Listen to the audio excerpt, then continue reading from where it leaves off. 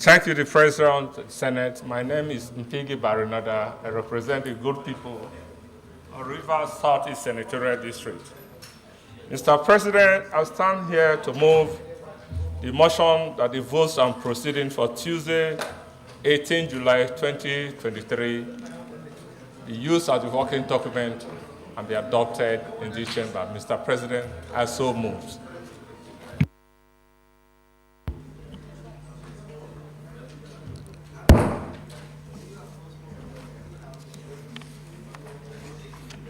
Yes, distinguished Senator.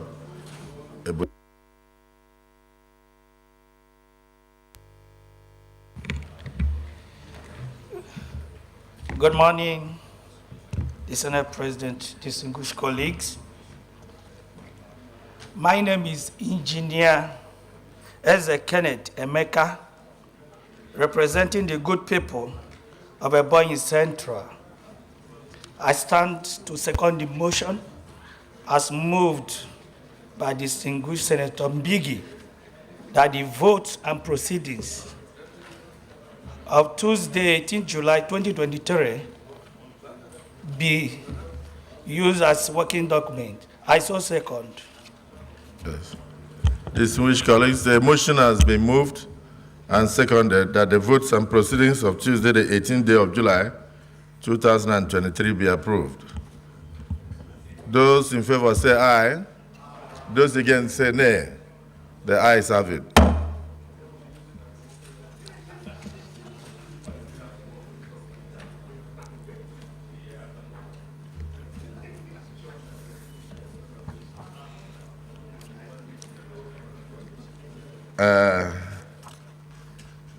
We don't have any oath today, so let's go into announcements.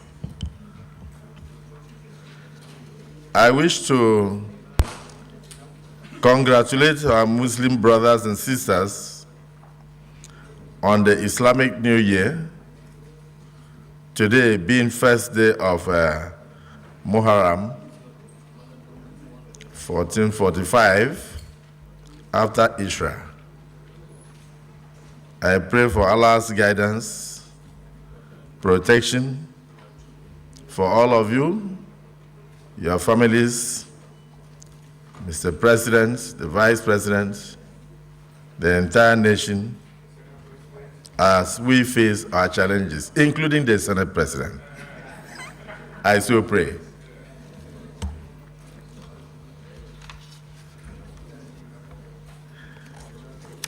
This is a birthday announcement. Today, 19th day of July, is the birthday of distinguished Senator Victor Chukwunoye Ome. On behalf of the Nigerian Senate, our former Chairman Emeritus,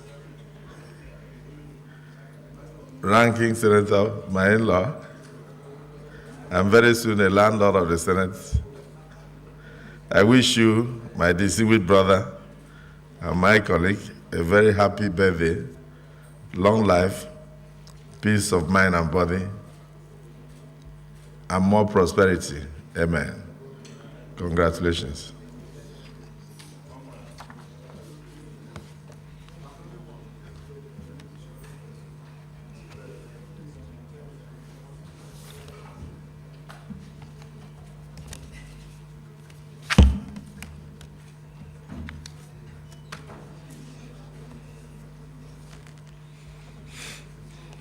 Correspondence from Mr. President.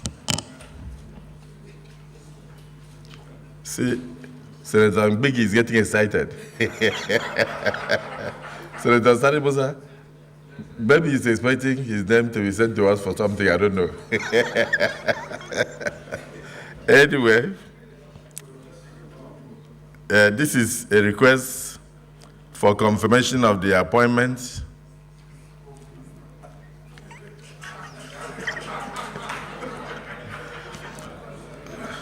of members of the governing board of the Northeast Development Commission.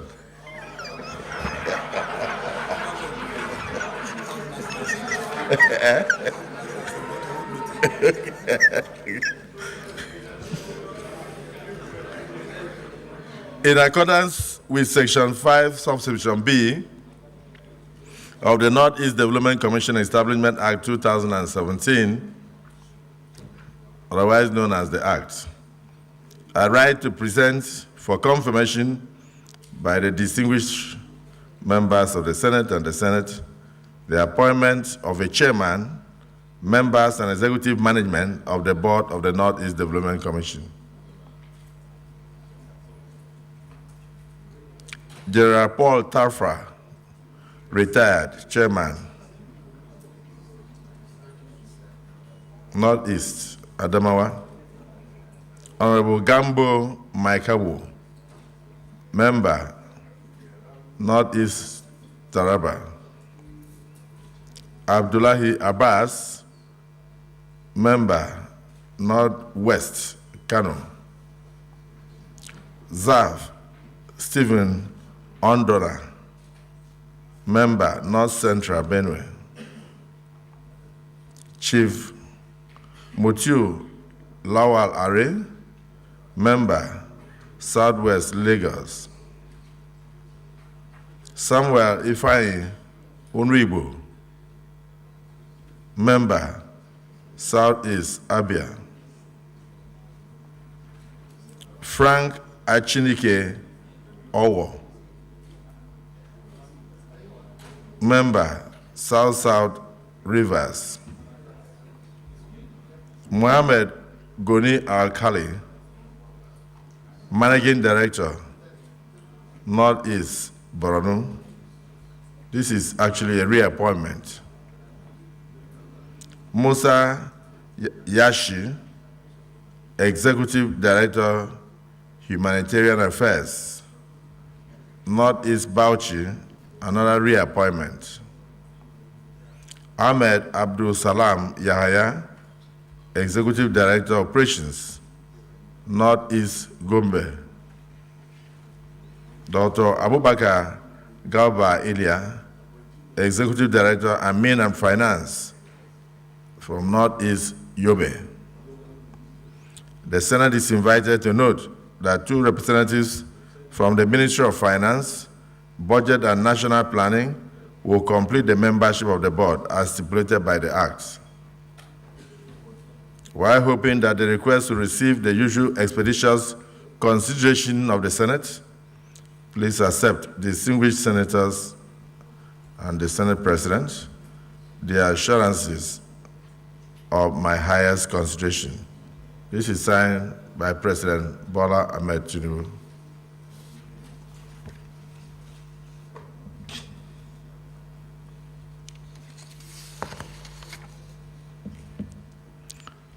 This is a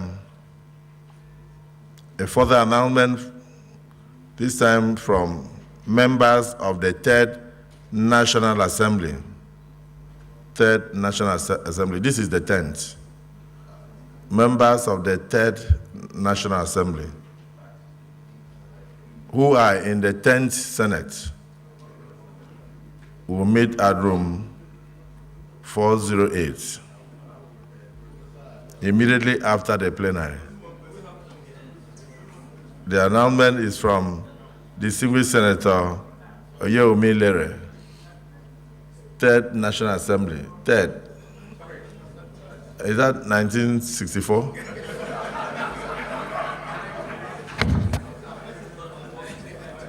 But they will all meet immediately after this.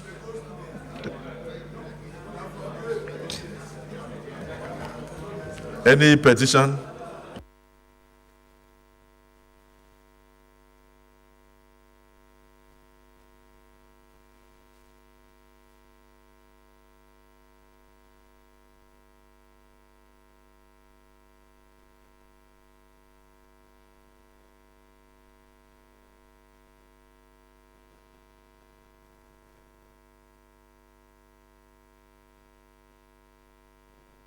Any petition? Yes.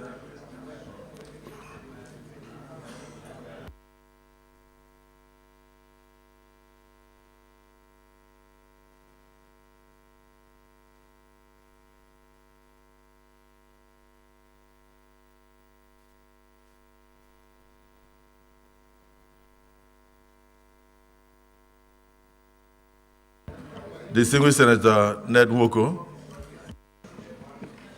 Thank you, Mr. President, and my distinguished colleagues. My name is Ned Nwoko. I represent the good people of Delta North, Delta State.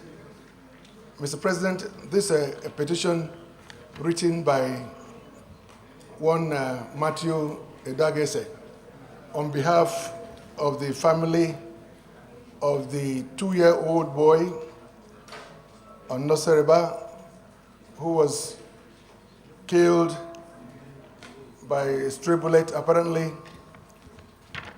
on the 13th of July, just last week, in Asaba. Mr. President, the summary of the petition is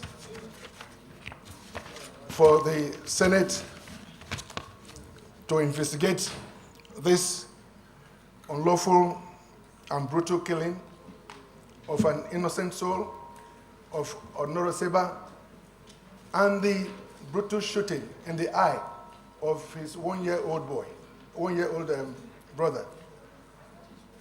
Mr. President, this matter has been in the news in the past few days. I would want to just lay the petition on the table and want the appropriate committee to take up this matter and direct the Inspector General of Police to investigate this matter thoroughly. Proceed to deliver the petition.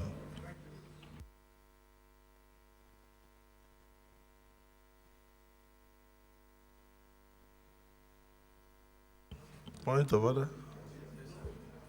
Sorry, let him finish.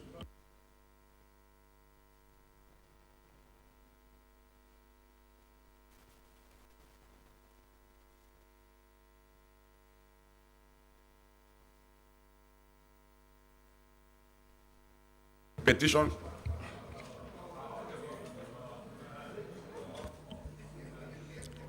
The petition is hereby referred to the Committee on Ethics and Privileges. Yes, point of order. Your Excellency, Mr. Senate President, my colleagues, Mr. President, I come under Order 42, and I read the order. If I have your permission, Mr. President. Please read.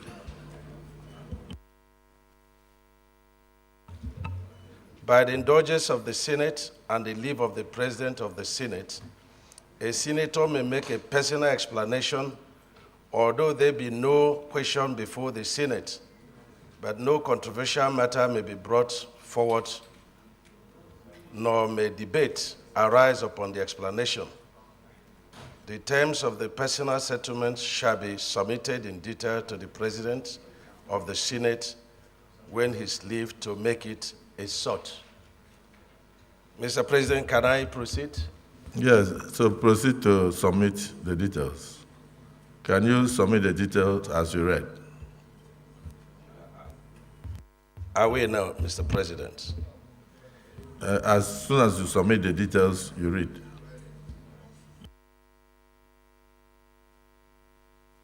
You look at your order. The terms of the proposed statement that you are about to make shall be submitted in detail to the President of the Senate when his leave is sought. You've sought my leave, I've granted you the leave, now you proceed to submit the statement. Okay, Mr. President, I will submit a copy. Let me step it down and submit a copy. I will allow you, go ahead and read it, and thereafter you submit. Mr. President, thank you very much for that leniency. Mr. President, I wish to announce the death of one of our colleagues in the 6th Senate, who incidentally is the senator from my own constituency, the Ebonyi South, where I represent. My name remains Engineer David Umahi. I represent Ebonyi South Senatorial Zone, Ebonyi State. Senator Ayimude was a member of the Senate, the 6th Senate, and he passed on a few months ago. Mr. President, I want to bring to your notice that the burial arrangement has just commenced, and the final burial rites will be done on 28th of this month. I wish to ask Mr. President to note that Senator Ayimude was an accomplished journalist, broadcaster, a community leader. He has contributed so much in the development of his community, Akeze, in Ebonyi local government, contributed so much in development of Ebonyi State. He was one of the founding fathers of Ebonyi State creation, of which glory we savour now as a people. Senator Ayimude was also a devout Christian who also made a lot of marks in the progress made by the 6th Senate. He was chairman of a number of committees. And so today, the burial arrangement started yesterday, Mr. President, and they will be concluded on 28th. So I request, Mr. President, that representation be made by this Senate, and that somebody should represent Mr. President. Unfortunately, I will be taking permission to travel for my son's graduation because I know you asked me to represent you. I am not sure, Mr. President, that a minute silence is required because I think this was reported in the 9th Senate when he died, and so I will skip that request for a minute silence and ask for adequate representation and assistance, Mr. President, for the good works Senator Elder Ayimude did for the Senate. I so submit, Mr. President. Well, they said no debate may arise from it. So let's finish with this other point of order. Yes, we were going to submit.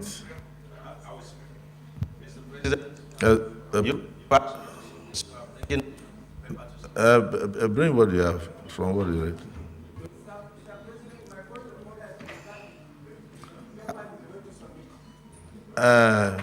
We'll look at it.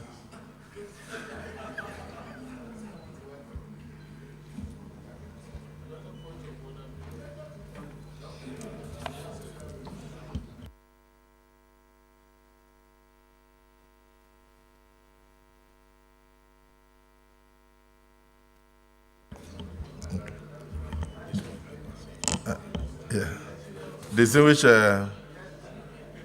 colleagues,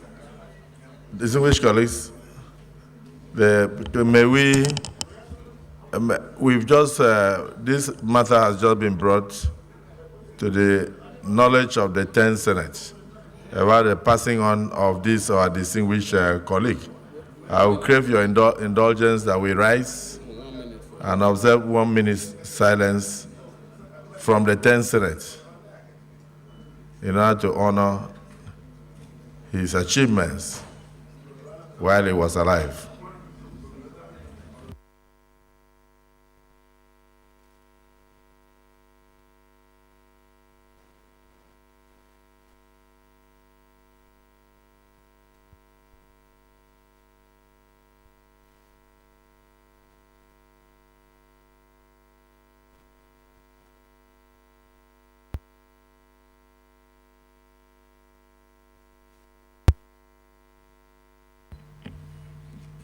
May the soul of our late colleague, distinguished Senator Ayimude, rest in perfect peace.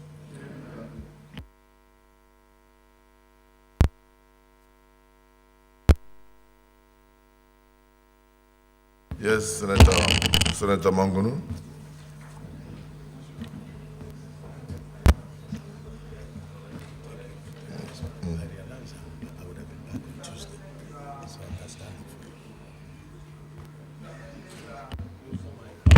Mr. President, my name is Mohamed Tahir Monguno. I represent Borno North Senatorial District. My point of order is still Order 42. Mr. President, we made these rules pursuant to the relevance of the provisions of the Constitution to guide our conduct. And this rule should always be observed in compliance, but not in breach. And Mr. President, I raised my point of order timeously. So what you can do is to read the point of order. Then from there, we will note that you raised it timeously. So read it out.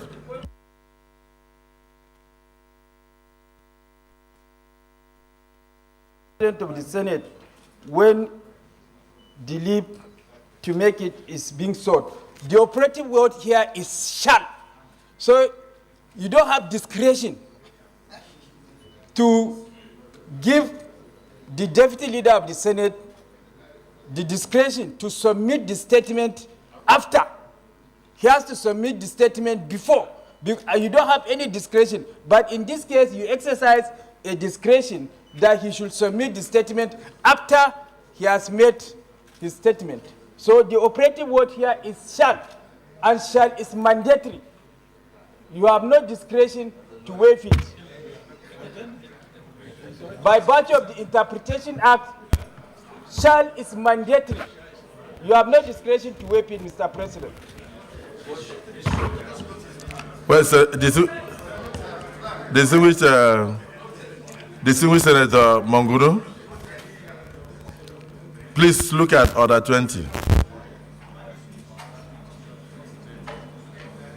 Look at Order 20, please. Have you seen it?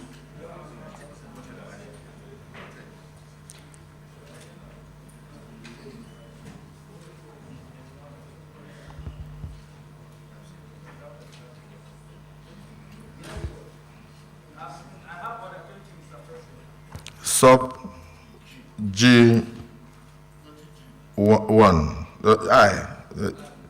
sub I. Just read Order 20, then read Order 20I. Read it out. No, use your mic. Use your mic. Order 20 says the President of the Senate shall interpret the rules. So your point of order is noted. Point of order. Yes, sure. Leader of the Senate.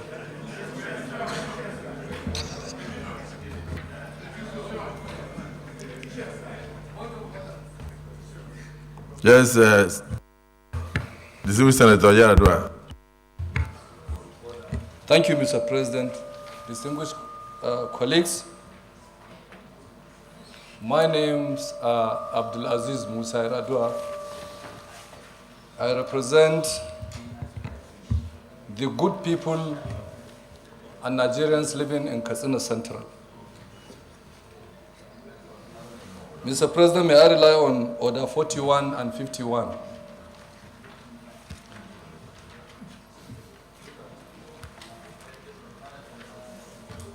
With your permission. Yes, read out the other.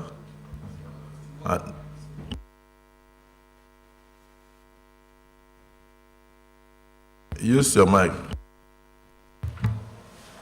The matter for discussion shall, if possible, be referred to the President of the Senate before commencement of the day's sitting, and the President of the Senate shall refuse to allow the claim unless he is satisfied that the matter is definite and urgent. 51.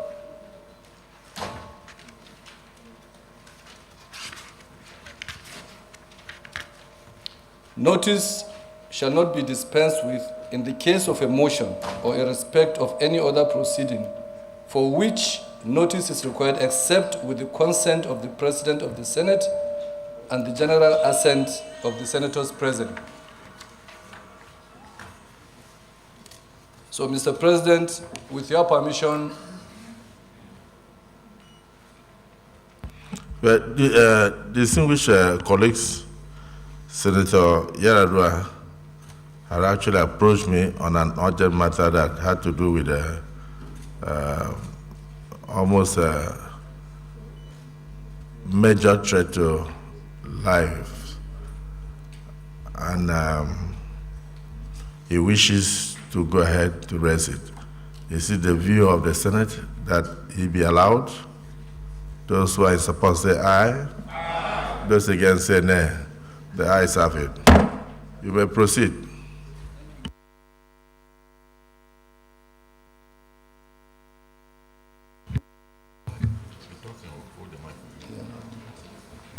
Thank you, Mr. President.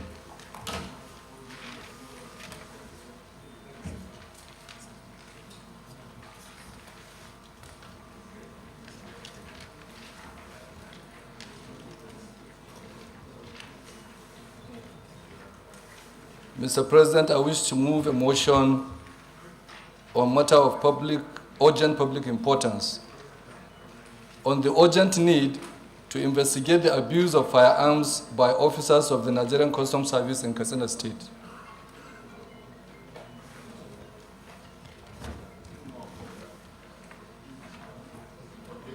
Aware that the Nigerian Customs Service is authorized to carry firearms in the course of their duties. This is aimed at assisting the service to effectively counter activities of smugglers who have recently become emboldened in their attack on custom personnel, in many cases using sophisticated weapons. Worried that some officers of the Nigerian Customs Service, who should be civil and professional in their engagements and handling of firearms, have had a series of shootings of innocent citizens. Recall that on 14th August 2021, the former governor of Katsina State, Right Honorable Aminu Bello Masari, threatened to sue the Nigerian Customs Service over the killing of residents during one of their border drills in the state. During this same period, the House of Representatives invited the former Comptroller General of Customs, Colonel Hamid Ali, retired, to appear before it to explain the circumstances leading to that unfortunate incident. Disturbed by the recurring killings of innocent people by customs operatives in Katsina, the House of Representatives on 3rd February 2022 ordered the Nigerian Customs Service to pay 390 million naira as compensation to families of 10 victims that were killed and 13 others injured in GBA local government area of Katsina State. Further disturbed that on 13th July 2023, the Chief of Staff to the Katsina State Governor, Alhaji Jabir Sauri, had a narrow escape from a harrowing assault from Nigerian Customs Service officials. Worried that officers of the Nigerian Customs Service at a location near Gorar Emma Highway shot indiscriminately at the vehicle conveying the Chief of Staff to the Governor with other aides and close family members. He just managed to escape with his life. Concerned that the officials of the Nigerian Customs Service are yet to apprehend or arrest the erring officers or bring them to book for the unfortunate incident. The Senate recalls that in September 2021, personnel of the Nigerian Customs Service shot at the convoy of the former Katsina State Commissioner for Local Government and Chieftaincy Affairs, Alhaji Umar Gojo Gojo, while driving from Daura to my Adwa local government area of Katsina State. Worried that the inability to checkmate this recurring abuse of firearms by officers of the Nigerian Customs Service might lead to further loss of innocent lives and possibly reprisal attacks by angered civilians. Consequently, the Senate resolves condemn the indiscriminate shooting by officers of the Nigerian Customs Service on 13th July 2023 in Katsina State. Urge the Nigerian Customs Service to fish out the erring officers and investigate the incident that led the custom operatives to open fire on unarmed civilians. Urge the Nigerian Customs Service to improve on the training of its personnel in handling firearms, especially fire discipline, when dealing with Nigerian citizens. I so move, Mr. President.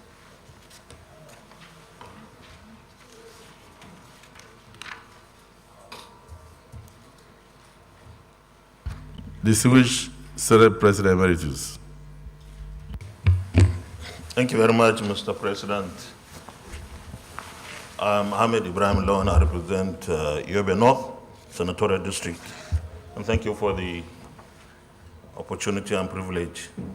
Distinguished colleagues, I stand to second this motion and also make some comments. First, let me commend most of the Nigeria Customs Service personnel. In fact, our armed forces and other security agencies for serving us so well to the best of their ability with our limited resources. Most of them put their lives on the line to protect us and protect our country. But Mr. President, whoever would be given arms and ammunition must receive very proper treatment, and sanctioning those who are trained to handle the weapons is supposed to be part of the training and part of the treatment. There could be only 1-2 incidents in a long time, but when such an incident happens, it tends to impinge on the integrity of the institution. Mr. President, distinguished colleagues, I believe that whoever is given a bullet, just one bullet, whether it is customs or police or any armed forces or security agencies, must account for that bullet when it is not available anymore. I know that in the armed forces, you have to explain where a bullet has gone. I don't know whether that applies to the customs, but the issue is there must be reward and sanctions. For those that have killed or maimed people, there must be consequences. And I believe that this motion, even though it's at the moment talking about what the customs did, but it applies to all our security agencies and armed forces. And I believe that the investigation must be thorough and somebody must take responsibility.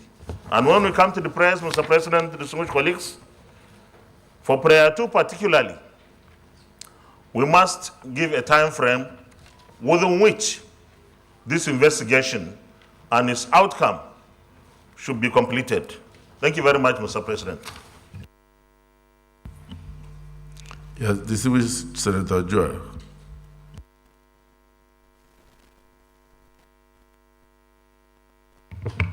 Mr. President, I want to thank you for the opportunity to speak. My distinguished colleagues, my name is Joel Onuabo Thomas Omazino. I represent Delta South Neutral District, the oil producing area of Delta State. Well, I want to thank my colleague, Senator Musa Yaradua, for bringing up this motion. To say that we need to carefully look at this and investigate this incident is not overstating the facts. Not only the customs, even in Delta State recently, NDLE officers shot and killed a 2-year-old baby. And I think the combined effect is not for only the customs, the NDLA, and other security agencies. When they use their arms, they must be accountable for it, and it should be investigated, and whoever is a culprit, bring to book. So I so support this motion. Thank you, Mr. President.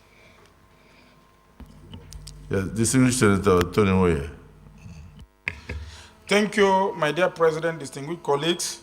My name is Dr. Tony Moye, representing Anambra North Senatorial District. My President, distinguished colleagues, I want to support this all-important motion of national urgent importance. Why I want to support is that this motion is not calling for punishment of the erring officers only. He is saying that we should have to, the Senate has to set up a committee to investigate. Distinguished colleagues, Mr. President, if this Senate rises up after our investigation to recommend punishments for these erring officers, if they are found guilty, it will send a signal to other people who carry arms and feel that they can go do anything and get away with it. I'm supporting this motion because there were many similar cases in the past where some of these officers, be police officers, be military, be custom officers, did this type of thing in Katsina and other states of federation and got away with it. I'm supporting this motion that this Senate should, as a Senate of Nigerian people, adopt this motion. Thank you, Mr. President, for this opportunity. Distinguished Senator Ningi. Mr. President, my name is Senator Abdul Ningi, and I represent Bauchi Central, Bauchi State. Mr. President, let me in particular thank Senator General Musa Yar'Adua, and of course, align myself substantially with the position and disposition of the former Senate President, Senator Ahmed Lawal, on the premise that custom officers generally around Nigeria have done so well. But I'm disturbed, Mr. President, while outside the National Assembly, I have noticed two separate motions on this particular subject matter by members of the House of Representatives. Then the custom was under the leadership of Colonel Hamid Ali, and I think because he's a military officer, or he was a military officer, he hardly differentiates the role of the custom and that of the military. It is that corridor that has been a recurring dismal. There hasn't been issues with custom in Lagos, in Ibadan, in the east, and in the southwest. But the corridor between Katsina, Niger, Kano, a lot of people lost their lives simply because they are suspected of carrying a bag of rice. They will stop. Sometimes you lose brake, they will shoot you.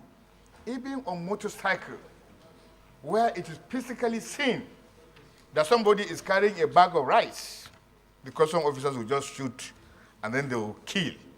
And nothing happens over the years. And therefore, when this motion comes up, it rhymes with the difficulty the governor of Katsina State is facing because his chief of staff, as rightly put, narrowly missed his life because there was bombardment and sporadic shooting by custom officials, all in the vein of looking for those who bring in rice from Niger Republic. It is just about rice, sir. It is rice, rice, rice. The major people who actually do the racketeering are not being watched.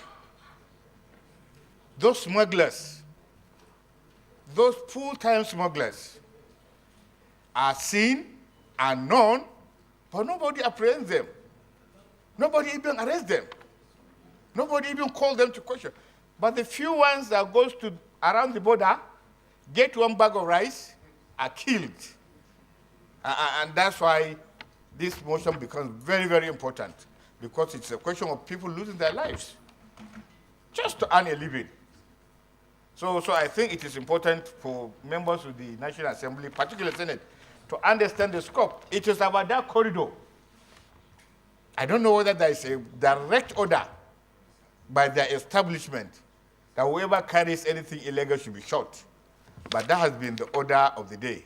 Mr. President. And I think this motion is deserving of our attention. Thank you. Thank you.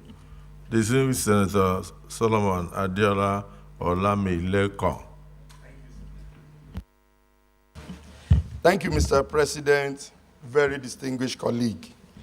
Let me thank the mover of this motion for bringing this motion before the Senate. And for those that have contributed, let me also thank them immensely. Mr. President, before I make my comment, let me put it on record that I disagree with Senator Ningi that this has not been the order of the day in the southwestern part of this country, of our country. Mr. President, I'm representing the border town. My senatorial district is referred to the real gateway states of Nigeria because I border Seme, that is the Benin Republic. Mr. President, I want to agree that there is urgent need for us to review the activities of the Nigerian custom in our borders across this country. This indiscriminate killing is just getting too much. Mr. President, in my senatorial district, every month, one person must lose his or her life to the Nigerian custom. Every month, once a month. Once a month. And what is the reasons? The reasons are a bag of rice, they have come to pick some maybe flour or whatever. Sir, that we have borders in our senatorial district, it's not our making. It's not our making. And if people there are trying to legally take advantage of what is within their domain, I don't think killing should be an option or the best way to address these people. And I'm saying this because, Mr. President, I've witnessed so many. During my electioneering campaign, it was a major issue. Let me give you another instance. In my senatorial district as we speak, if you want to get all the filling stations along the borderline have been shut down, all because of smuggling of petroleum products. Now, federal government now put up a policy that for you to get a petroleum product, you have to travel from the border 20 kilometers into the town to get fuel. And by the time you travel from the border to 20 kilometers into the town, and by the time you are returning without fuel, you don't have fuel again. So these people now resorted to the idea of carrying kegs to buy fuel back home so that they can use for their business around the borderline. Sir, as we speak, subsidy has been removed. So there is no need for us to close or give that distance anymore. And it's not something that we just take, we just a wave of hand that yes, it's not one of those motions, because it will not be too good for us as the representative of the people to start inciting our people against the Nigerian custom. So we are bringing this to the table for us to call on the Nigerian custom and the new acting Controller General of Custom as a matter of urgency to set up a technical committee to review all this process, because enough is enough. As the Senate President, former Senate President have said, before you give anybody arms, I think there should be psychiatric tests. And they must look after them, because those people at the border, you need to go and see their activities. And the last CG custom, all these issues, I've visited him in office, I have talked to him about this. So for us to have this motion before us, Mr. President, we must take it with all seriousness to address this issue once and for all. Thank you. I think the anger you are expressing is a reflection of the feelings of the entire Senate, because the issue is very serious. But let me hear from the Distinguished Senator Sadiq.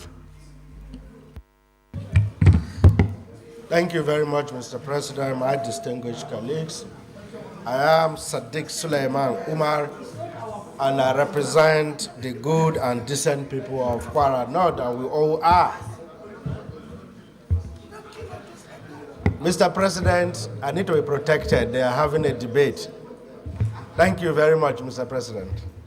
Mr. President, like it's been said, this is worrisome, but we must also accept that our military officers, security agency, uniform men, they are doing excellently well.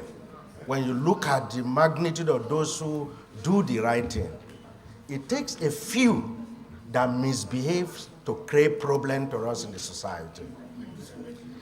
Mr. President, I think that our systems, we keep on talking of system strengthening. Strengthening of our systems and our institutions is multidimensional. The most strongest dimension is what the legislature represents. In other words, one of our tools is by resolutions. Issues come from our constituency, we debate it, and we have resolutions. These resolutions, Mr. President, we need to make it have a better teeth.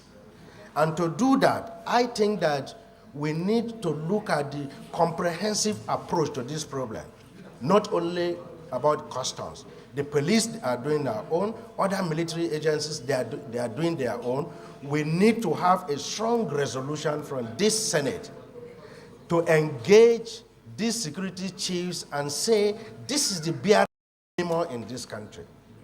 A life of a citizen is so critical that anybody who operates outside the laid down fundamental framework of rules of engagement must face the consequences. Our problem is compliance and punishment and consequences of not doing the right thing or doing wrong thing. Mr. President, I think we need to take our resolution very seriously and ensure that the people know you do wrong, you are going to pay for it. That's what we need to ensure in this country, Mr. President.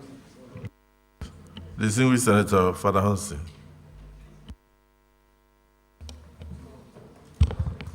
Mr. President, thank you very much. My distinguished colleagues, in as much as I support the motion of copying this excessiveness of these officers, automatically, I'm very happy today that what we were fighting for then is now, and what was being prevented from coming to the floor of the House, of the Senate, is now in the open. Mr. President, in the last 7 years, the custom has been very militarized, highly. The authority was military. Automatically, you know that custom is a civil organization to collect and to prevent, to collect revenue and to prevent smuggling.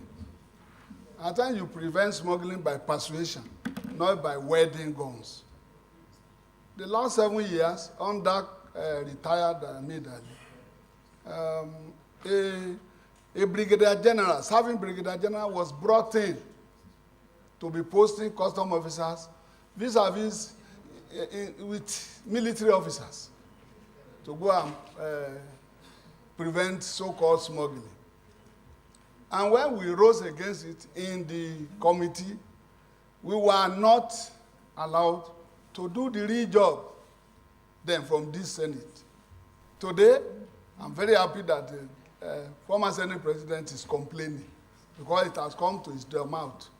The same Ali that they were protecting is now haunting them.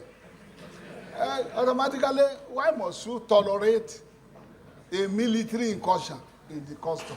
Custom to collect revenue and to prevent smuggling. It doesn't need to kill anybody because of rice. It doesn't need to kill anybody because of tokumbo. But when he kills today and nobody sanctioned him because he has somebody there, he didn't respect anybody here as at that time. Until the last day he left, it was a war. Mr. President, now that a civilian has come there, he's a well-trained officer. Automatically, what he's doing now is to demilitarize the customs. Although they are killing, the so-called smugglers, they are killing them too. And many of them have been buried to unknown places that we are still looking for them till tomorrow. But for us now, it's for the man there now to start demilitarizing customs so that everything is not by wedding gone inside town, inside market, opening shops. It's not in our heart. It's there. But when the military man is posting them, and you know the work of a military man is to go and fight war. Anybody on your way that is preventing you, you kill. And when this rice, the issue of rice was banned, we shouted that it will amount to killing our people. Because many of them, they don't know where to go. Nigeria is consuming 7.2 million metric tons a year. The rice farmers, most of them are here. The rice farmers could not produce up to 3 million a year. Where is the balance? Automatically, you allow rice to come in and collect your revenue. But if you do, you are going to ban their livelihood, these people will go back to smuggling. And Mr. President, we need to call on the new administration to start removing the bad egg, particularly those ones that on border drill, there are many squad that they are not in our act. This is what the new administration is doing up and down. Give him the chance, and we call him on what to do. Thank you, Mr. President. Distinguished Senator Shuaibu Afolabi SAS. Thank you, Mr. President, distinguished colleagues. I rise to lend my voice to this motion, and I will provide a background. My name is Shuaibu Afolabi Salis, Ogun Central. Ogun Central is part of Ogun State called the Gateway State. To give you an idea, Abeokuta, the state capital, is hundreds of kilometers away from the border towns. Indeed, it will take you 4 hours to travel from Ogun West to Ogun Central, where we share border with the Benin Republic. Our traders in Abeokuta, the state capital, who sell rice, will sometimes wake up in the morning and find out their shops have been looted under the pretext of customs trying to look for smuggled rice. You don't go to somebody's shop at 3 a.m. when the person is not there. You break open the shop, then you are looking for smuggled rice in the shop. Ogun East, that is also even further away from the border town. You find customs moving from the border town to Shagam, to Ijebu-Ode, and in the process, they also kill people, not at the border towns now, but right inside major cities in Ogun State, under the pretext that some of these traders, when I serve as the chief of staff to the governor of the state, we set up a committee, and the traders will say, all these customers would not come to their shops at midnight. From the border town up to the point they get to Abeokuta, they settle them all the way. Why would you collect money from them on the way, only to come to their shops at 3 a.m., 2 a.m., under the pretext of looking for smuggled rice? So I think the issue requires, just goes beyond mere condemnation and urging the Nigerian Customs to set up an investigation. This Senate must rise to the occasion, not only for the loss of lives, but the loss of livelihood of our people in different parts of the country, regardless of whether you share borders with other countries or you are even within towns. Therefore, I am when we get to the prayers, that we need to set up an ad hoc committee to look at these issues in totality to prevent occurrence of this ugly incident now and then. Thank you, Mr. President. Air Vice Marshal Napoleon Bali, distinguished senator. Thank you, Mr. President. I am Napoleon Bali, senator representing Plateau South. I just want to create your indulgence to note that most of these firearms and the way they use them, there are standing instructions guarding firearms, especially the presiding officers that you have your orderlies. please ensure that all those ones have their pistol on safety catch.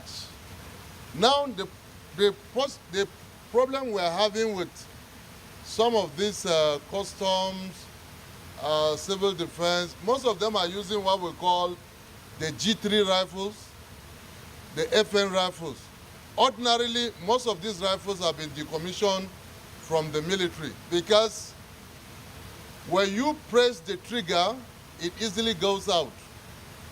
So what I just want us to note is that even if you call the customs or you call whoever that is in charge, they will come and tell you that they've tried to train these people. What I want to just encourage, sir, let us make sure that defaulters are heavily punished, because the sponsor of the motion knows fully well in the military, accidental discharge where it leads to fatality, you will be court-martialed and the penalty is death. And that trial takes place as speedily as possible. So if some of these trials can take place and people are punished whenever, because every security personnel carrying firearms, you're supposed to know that your firearm is supposed to always be on safety catch, especially those using FN rifles and G3, and because those are most of the rifles I've been seeing customs using. So what I am supporting the motion, but what I'm just begging in the prayers is that let this Senate ensure that all defaulters are heavily punished. Thank you, sir. Distinguished Senator Yari.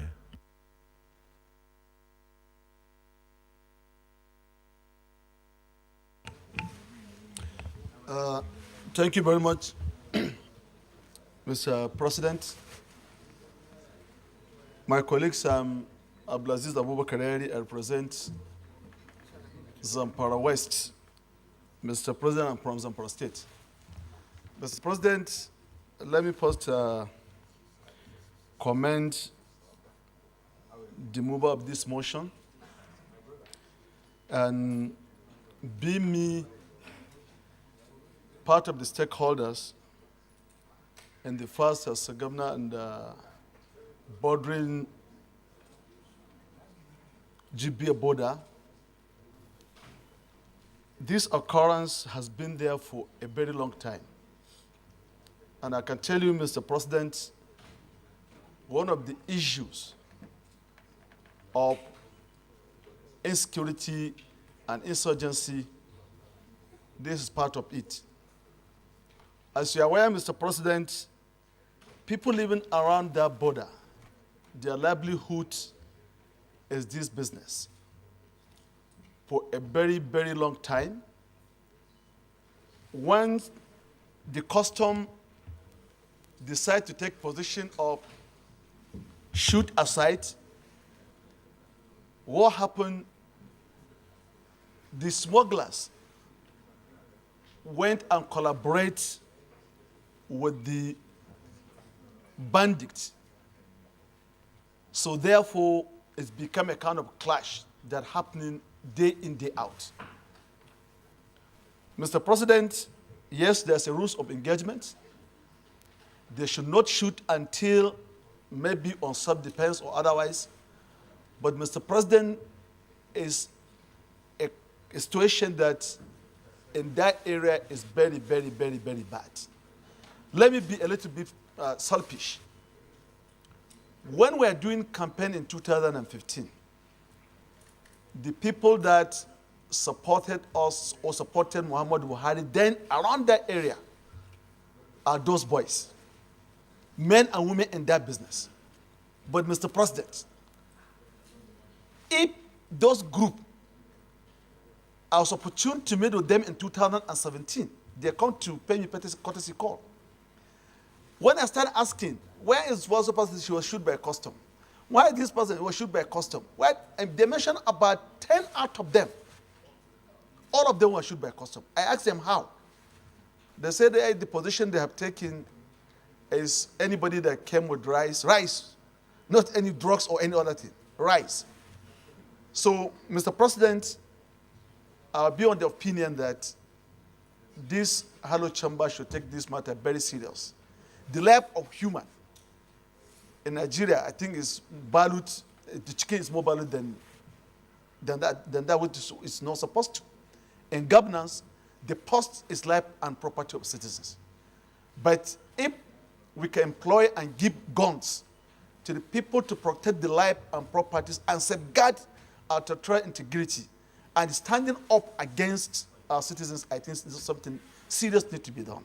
So therefore, Mr. President, I will flow with let's have a kind of a committee to interact with the custom and find a lasting solution, because it's not having our government very well. So, Mr. President, I so thank you very much. Let me, we have to end the discussion, but let me hear from is there anybody who is opposed to this motion?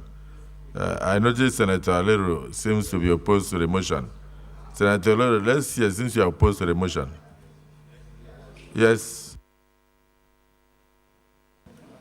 Thank you, Mr. President, distinguished colleagues. Mr. President, I am not against the motion,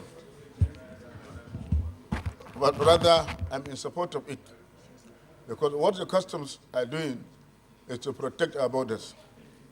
Importation of rice in this country is not banned, it's not prohibited. What the law says is that you should bring the rice through the seaport, not through the border. And you pay 70% import duty and clear it and bring it to the market to sell. Unfortunately, just a question. Just a question. In Katsina, you see a village that is less than 1 kilometer from the next country. So for them to buy rice and sell, they have to take the other country should take the rice to Lagos port, bring it in and pay 70%, then take it back to Katsina. And then, okay, please. To be clear, let me learn, Mr. President. Use your, because you are saying that there is only one entry that is allowed by and that entry is through the seaport. And so if it is through the land border and you are just living half a kilometer away, you can't go there and buy and pay duties.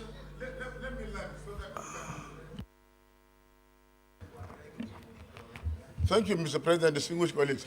As I said earlier, importation of rice in this country is not prohibited. You can bring rice and clear it through the port.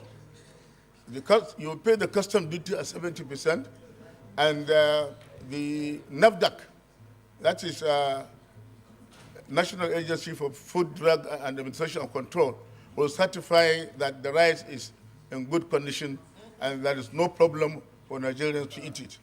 Unfortunately, smugglers have resorted to using our border, smuggling rice that is not even certified for human consumption.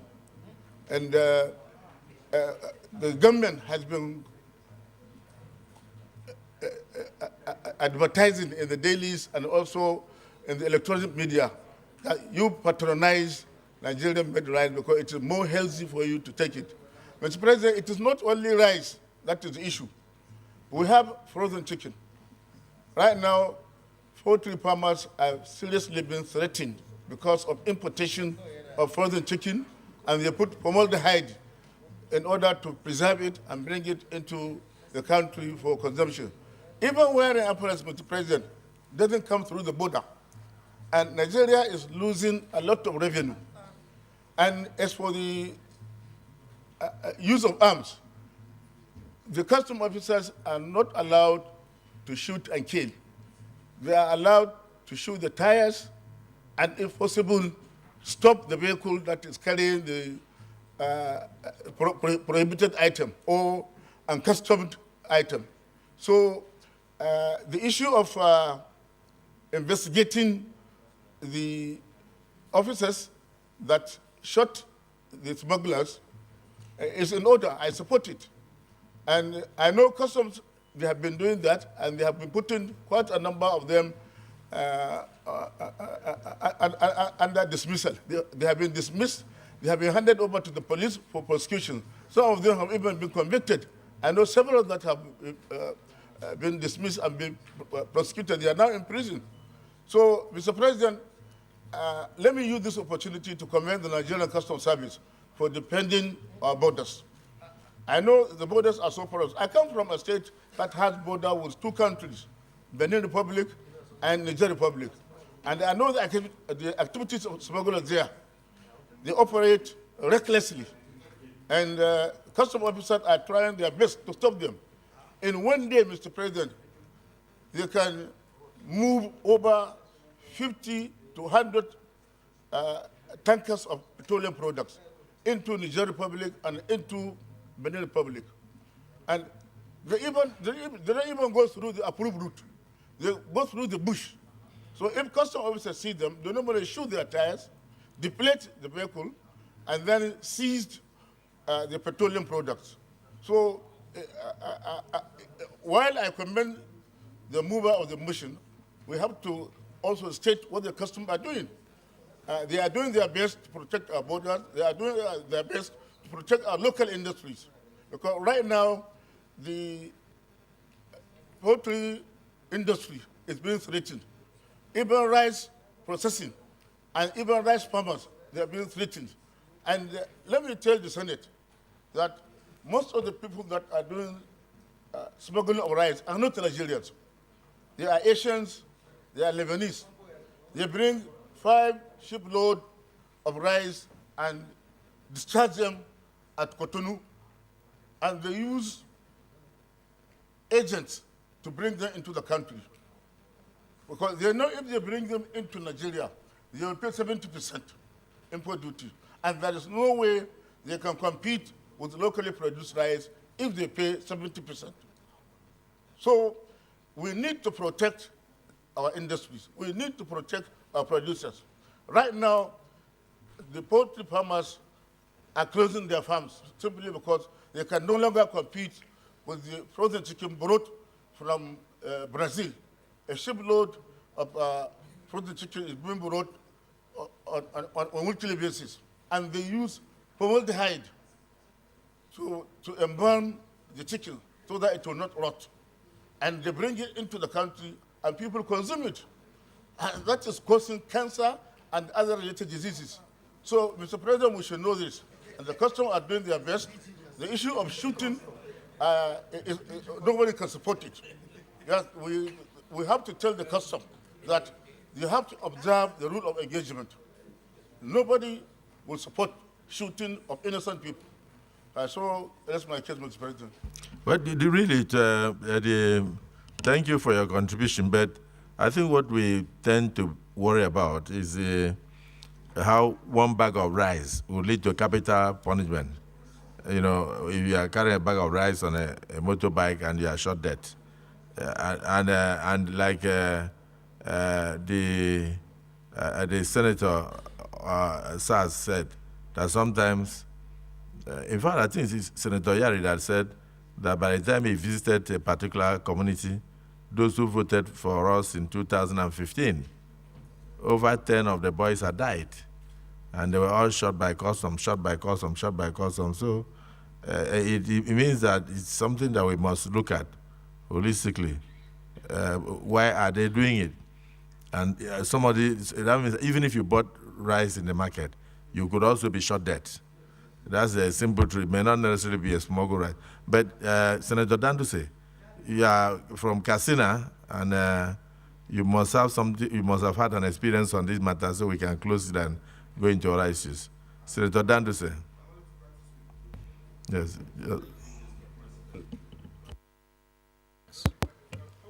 Senator Danduse Muntar Mohammed, representing Katsina South. This situation is very unfortunate. If you look at it critically, it's very alarming considering the fact of the situation on ground. By looking at the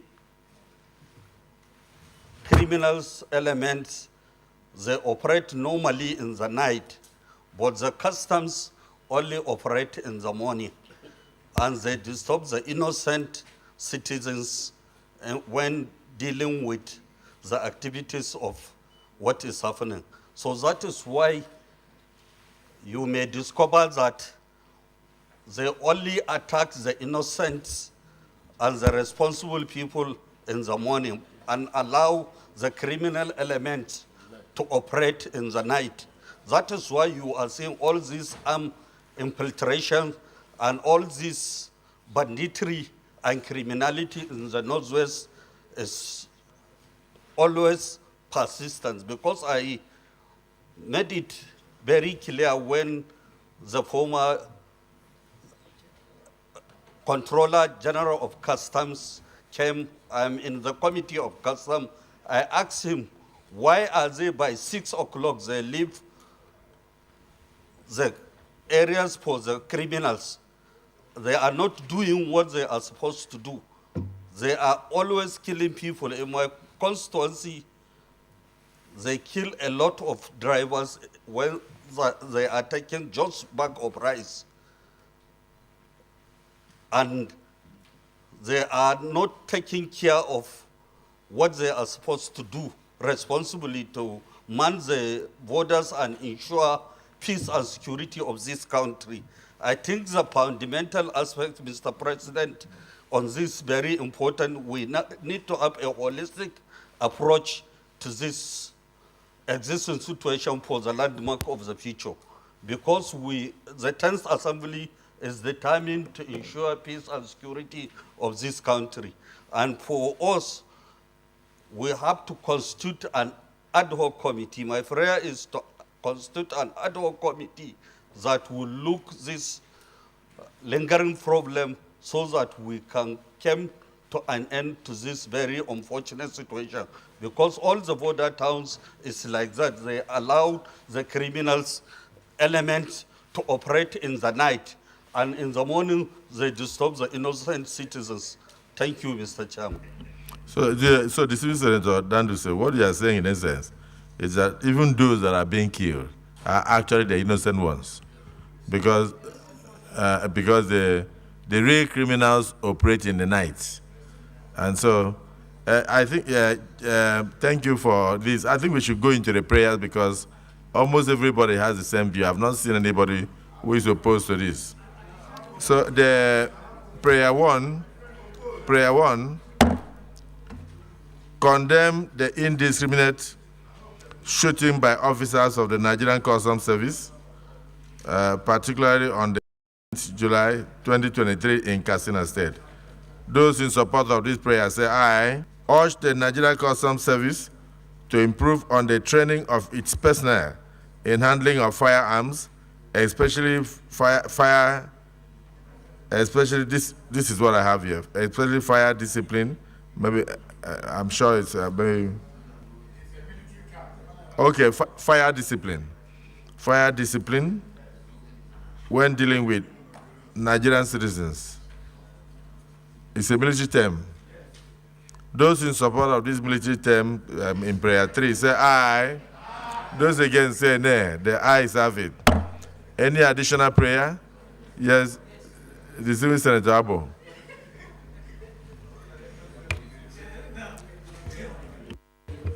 Mr. President of the Senate, distinguished colleagues, my name is Senator Ishiaku Abo. I represent the good people of Adamawa North. Mr. President, I have an additional prayer, and additional prayer is the Senate should constitute an ad hoc committee to investigate the matter and recommend further solutions. Thank you. Any seconder? Yes. Your neighbor behind you. Mr. President, sir, thank you very much. I am Sharaf Adin Ali representing the good people of Oyo South Senatorial District. I have an additional prayer. I can. Well, I rise to second that motion. In addition, Mr. President, sir, I know what I'm saying. I know what I'm saying.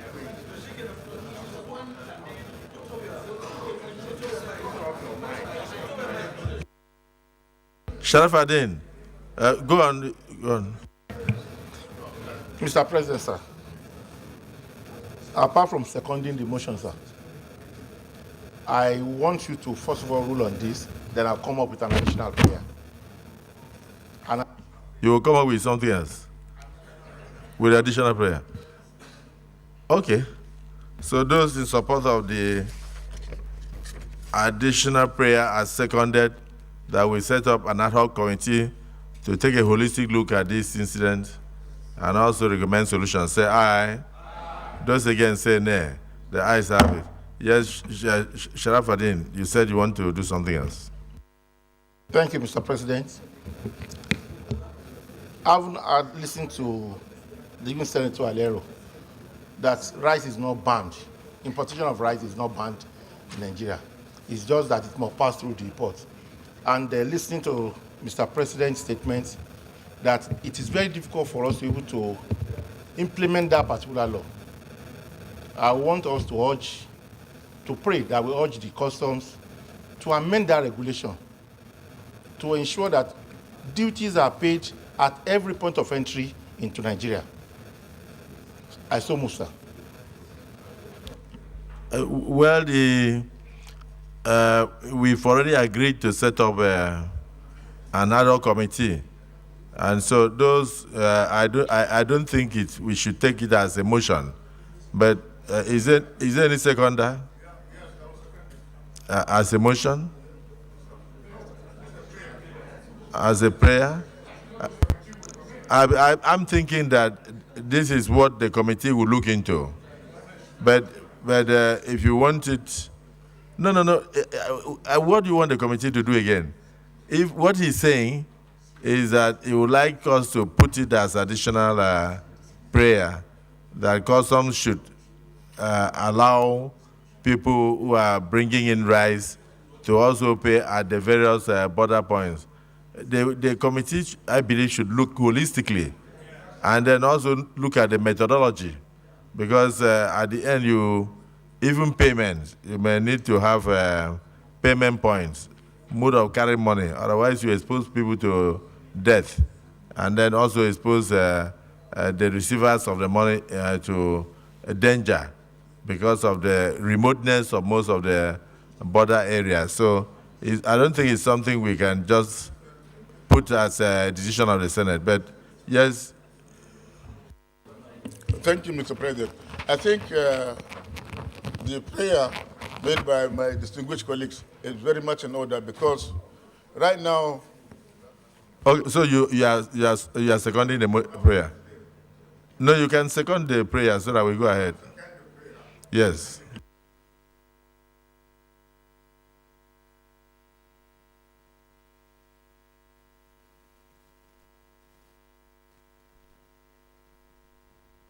Your mic, please. All the entry points where duty is not allowed to be collected, the customs should start doing the assessment of duty and collection of it at that particular point.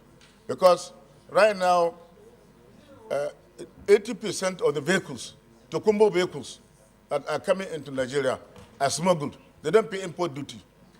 And simply because the former Controller General said all vehicles must come through the seaport.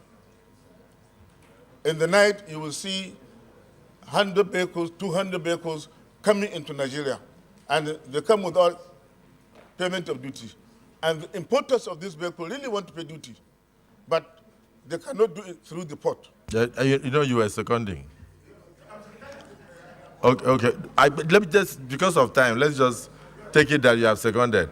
The motion has been moved that we should include as additional prayer that customs should begin to collect money at all the border towns, at all entry points in Nigeria. Those in support of this additional prayer say aye. Those against say nay. The nays have it. Yes, let me quickly commend the mover of this motion for bringing this to the fore, and to say that yes, indeed, the Nigerian Senate condemns in totality the killing of innocent citizens just because they are found with bags of rice without any investigation, and that we condemn it in totality. We don't believe in any way that a bag of rice on a motorcycle is enough to attract a capital punishment. And then I also want to commend my colleagues for your contributions, particularly that of the Air Vice Marshal Napoleon Bally, retired. He pointed out that it is also the nature of the arms that are being used by the customs that could result in some of these accidental discharges that led to various loss of lives. I think the lives lost are too numerous, and if we allow it to continue, it means that people will have to desert the border towns. And these are their ancestral homes. And so there is no way they can desert their ancestral homes because of, in fact, they will live in fear of killings in the daytime, and then killings in the night by bandits, and killing in the daytime by customs. So it's such a serious issue that I believe the Senate should have this ad hoc committee that has just been approved to look into it. So I thank distinguished Senator Colonel Yaradua, retired, and all of you for your contributions. Then, because of the seriousness of it, I believe we should go straight into setting up an ad hoc committee. So the ad hoc committee that will look into these customs menace vis-a-vis their relationship with the populace. Distinguished Senator Farahonsi, you said you tried your best in the 9th Senate. It did not work, so you will be the chairman of this ad hoc committee. Distinguished Senator Shuaibu Lawan will be a member. We have tried to pick from different zones of the country. Distinguished Senator Kao Shmaila, Distinguished Senator Tony Woye, Distinguished Senator Omar Sadiq, Distinguished Senator Akpan Ekong Samson, Distinguished Senator Jide Igbishaba, and Distinguished Senator Mokhtar Danduse. Then I've used my discretion to add 2 consultants to the committee. The mover of the motion, Distinguished Senator Abdulaziz Yaradua, and Distinguished Senator Air Vice Marshal Napoleon Bally, retired. I'm sure, yeah? No, I'm saying I use my discretion to add them as members based on their experience. One is from the Army, one is from the Air Force, and they are also exposed to the use of arms. And we give them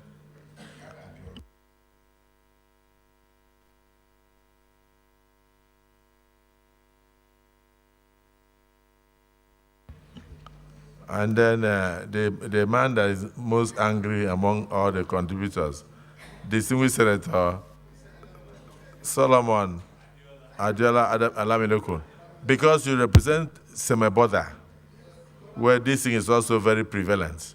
So yeah? Please, Adiola Solomon, you're also a member of this committee, but the chairman is Senator Farahonsi. Now, I have Senator Goji has suggested that you have a right to consult Senator Aliero because of his wide experience with custom. So this is a decision of the Nigerian Senate. Leader of the Senate.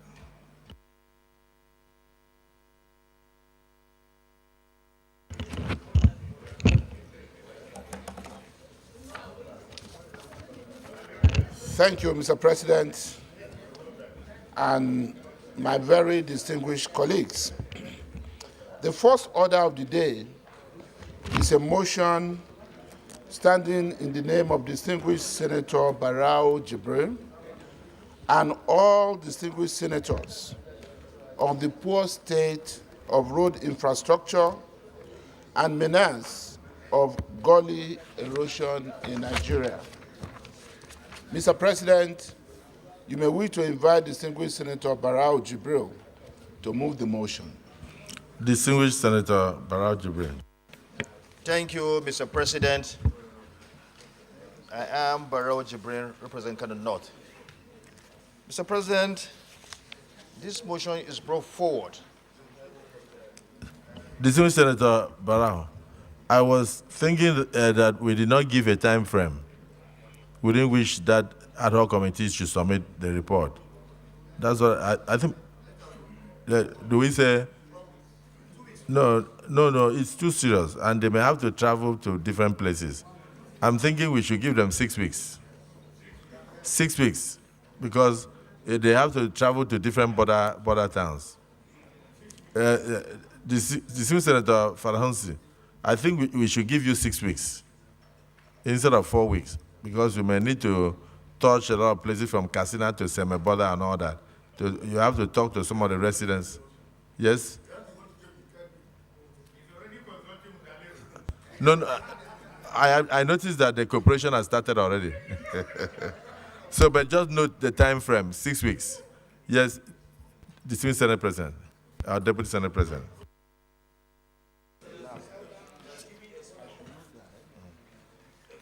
Thank you, Mr. President. Mr. President, this motion, this all-important motion is brought forward following a precedent that really worked. We had a similar motion due to number of motions that were brought by several senators in the Senate in respect of the bad state of the road at that time and the effect of gully erosion. And we had this kind of motion where a compendium was put together to a resolution and was presented to the executive government. And when a new minister was appointed, Minister of Works was appointed, he actually acted on that report. And so many roads were attended to. So we are bringing this in the hope that the same thing that happened in the Senate will happen this time around. Mr. President, with your permission, I read the motion. Concerned that so many federal roads are in a very deplorable conditions, aware that in some states of the Federation, erosion has created deep gullies, thereby cutting off some communities from other parts of the country.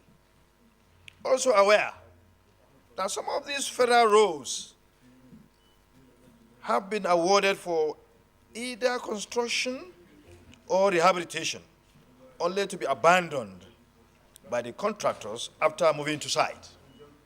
Observes that several trillions of naira have been spent on road construction and rehabilitation in Nigeria since democracy returned to Nigeria in 1999 with minimal impact on our roads.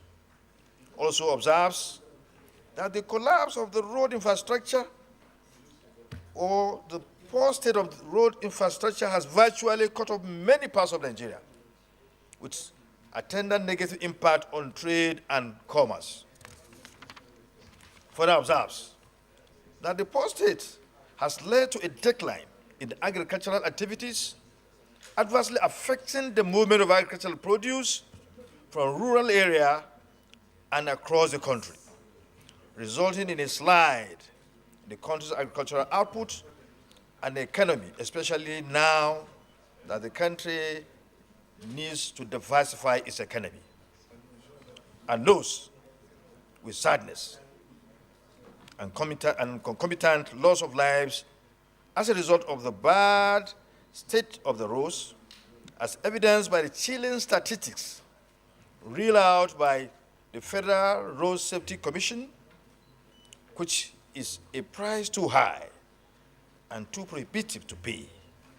Accordingly, resolves to set up an ad hoc committee to come up with a compendium of all the federal roads and erosion sites across the country, either awarded but abandoned by contractors or have not been awarded at all to be forwarded to the Federal Executive Arm for urgent intervention. Mr. President, I so move. Yes, the minority leader. Thank you, Mr. President.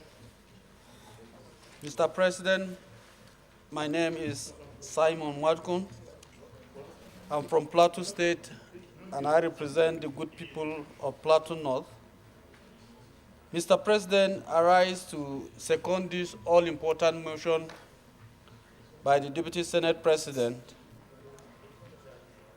With your kind permission, I'll also wish to go further to lend my voice on other critical issues with regards to this motion, Mr. President. Mr. President, I'm aware, for example, that the route from Akwanga to Jos Plateau State to Bauchi, Gombe, has already been discussed at the level of the Federal Executive Council in 2018, and this route was approved. And I think what is there is that we want to see the execution of the construction of this road. And any further delay, Mr. President, we notice that quite a number of accidents have happened on this road due to the potholes and the bad nature of the road. And there's always heavy traffic on this road. Mr. President, recall that most senators have come out with motions to discuss the state of roads or bad roads in their federal constituencies and states. And I think the mover of this motion, that is the distinguished Deputy Senate President, thought it wise that a compendium of all these roads across the country to be considered in one motion will be apt. Otherwise, we will have 109 senators presenting motions on the issue of roads in their federal constituencies. And the importance of this motion cannot be overemphasized, Mr. President, because as we can see, following the subsidy removal, of course, if this is also coupled with bad roads, it will still unleash untold hardship on these citizens or on the citizens of Nigeria. And I think the reconstruction and mending of these roads will alleviate the suffering of motorists and other commuters using our roads, whether it is Trunk A, Trunk B, or Trunk C. But our focus here is the Trunk A roads. Definitely, if these roads are fixed, it will also boost the economies of many states, because most of these roads, aside from transporting people to their various communities, they are used to transport goods and services to the various parts of this country, and that will boost the economy of those states and also help our transporters and those that are involved in businesses that has to do with transportation. Mr. President, I believe that the issue of accidents will also be curtailed drastically if these roads are fixed and maintained.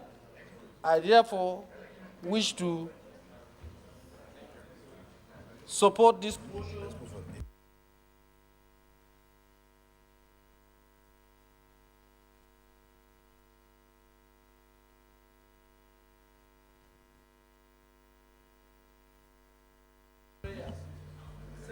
Mr. President, or finally, I want to believe that if these roads are properly fixed, it is also going to reduce the issue of insecurity. We are from communities that sometimes you have this series of attacks, and if there is an attack somewhere and there's no access road to such places, of course, it will be difficult to handle such situations. I therefore wish to second this motion and pray that my colleagues would look at this motion dispassionately and also support it. Thank you, Mr. President. Yeah, distinguished Senator Karimi. Thank you, Mr. President. My colleagues, my name is Karimi Sunday. I represent Kogi West. Mr. President, the issue of road construction and rehabilitation in this country is becoming a huge problem. And this administration needs to tackle it urgently. In fact, all over the Federation, you see road contracts awarded but not funded as required. Daily, senators will bring requests concerning the condition of roads in their constituents. Mr. President, you recall when you were governor of Akwa Ibom State, you did a lot on road construction, not only in Akwa Ibom State, but roads leading to other states. You have a good record of performance on infrastructural development, which we have to borrow from in this administration. Mr. President, in the next 4 years, if nothing is done about several roads that are bad in this country, some of us may not be able to go to our constituency, like myself now. My senatorial district will see me a failure if condition of roads, some important roads in my senatorial district are not attended to urgently. I'm talking of road from Kaba to Ilorin, from road from Abuja to Lokoja to Okene and several others. The problem with road construction in this country has gotten to do with funding. When you put a contract of 50 billion, in a year you put 500 million, how would such contract be done successfully?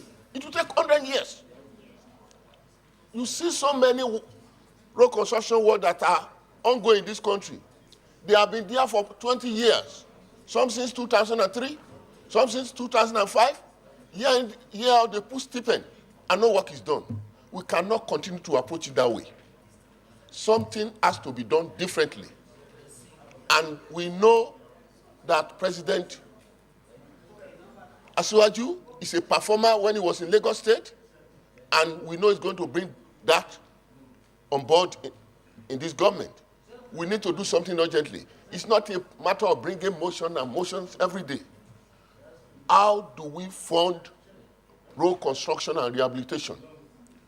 That we need to convene a national conference on this and come up with adequate means of funding roads and action plan. Thank you. Distinguished Senator Idiot. Your Excellency, the Senate President, distinguished colleagues, I'm Idiot Oloranti Adebule, representing the good people of Lagos West. Yes, Your Excellency, the state of our roads all over the country is in a deplorable situation. And as such, it will not be out of place that all of us seated here are in support of this motion. We believe by coming together, by presenting a blueprint to the incoming Minister of Works and Housing or whatever, we will be able to address this issue. And I must say that I must thank the federal government that work is ongoing on effectively on Badagry Road. I want to urge them to fast-track the process so we can complete that road. As for those that are still in deplorable situation, it is important that we must charge the Ministry of Works and Housing to come up and take a decision on how to ensure that all the roads in Nigeria across this country are attended to. Distinguished ladies and gentlemen, I submit. Distinguished Senator Plan. I'm very grateful. The President of the Senate, my dear colleagues, I am Senator Diket Plang, Senator representing Plateau Central.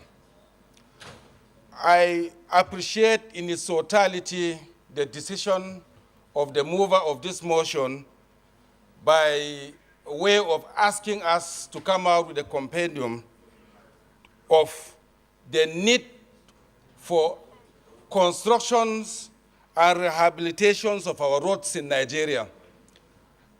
Mr. President and my colleagues, I consider roads as road to education. I see road as road to security. I see road as road to wealth. And I see road as road to social integration. And therefore, if we are connected, Nigerians will be more united, more secured, and more economically vibrant. Mr. President and my colleagues, particularly, there are roads that government has put in a lot of money, millions of money, without coming to completion. It is like somebody who builds a house in linter, and at linter level he abandons the house and he has no place to sleep. I want to stand by this decision of having, documenting uncompleted roads and urging government to take them one by one to completion. Mr. President and my colleagues, I particularly have a road in my constituency that was awarded in 2007. And about 4 billion has been spent on the road. And that road is a road that connects the people of Mangu, Bokos to Wamba, passing through the famous Ruamfari. And that is a tourist area. And a lot of money has been spent connecting Plateau and Nasarawa. Mr. President of the Senate, I admit in totality that we need to have a compendium. And I would like to ask that in the infrastructural development that will come in terms of road, I pray that there will be a lot of equity. I pray that every part of this state will witness equity in terms of appropriation of funds for our roads. If this is done, it will make us more connected, it will make us more economically viable. I thank you, and may God be with us. Distinguished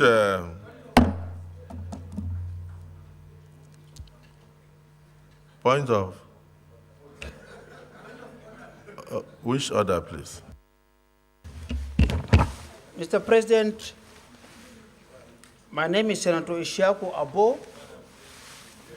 I am coming under Order 6. Point of order, Senate Standing Order 6, number 2 of 6. A senator may only speak from the seat allocated to him, provided that the President of the Senate may change the allocation from time to time. For the benefit of the younger senators who are coming in, this is an order. I told, he's a Senator Abu, once a senator is sworn in, he has equal rights with every other senator. And it is assumed that we are all of the same age. Otherwise, I don't see why you'll be talking when Senator Yaya is here. Senator Ningi, if we are to go by age, should Senator Abu be talking in your presence?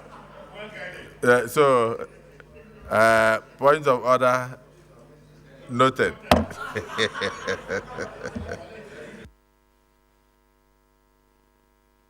I'm seeing Senator Nwebonyi, but Senator Nwebonyi, the man that is by your side, Senator Babangida, was in charge of FCT and Works. So he has more experience on this road infrastructure. Oh, he's not there? Okay, so go ahead. President. Thank you, Mr. President, distinguished colleagues. I remain Senator Onyekachi Peter Nwebonyi. I represent the good people of Ebonyi North Senatorial District of Ebonyi State. Your Excellency, Mr. President, I stand to support this all-important, very comprehensive motion of the Deputy Senate President, which I know is aimed at curing all the infrastructural decays we're experiencing today in our road network across the country. Your Excellency, distinguished colleagues, I wish to draw your attention to some of the roads that affects me as a person. One is the road linking Benue State and Ebonyi State. This road was opened as far back as 1954 by the colonial masters due to the importance of connecting. So in other words, you are contributing to the motion, not on your road.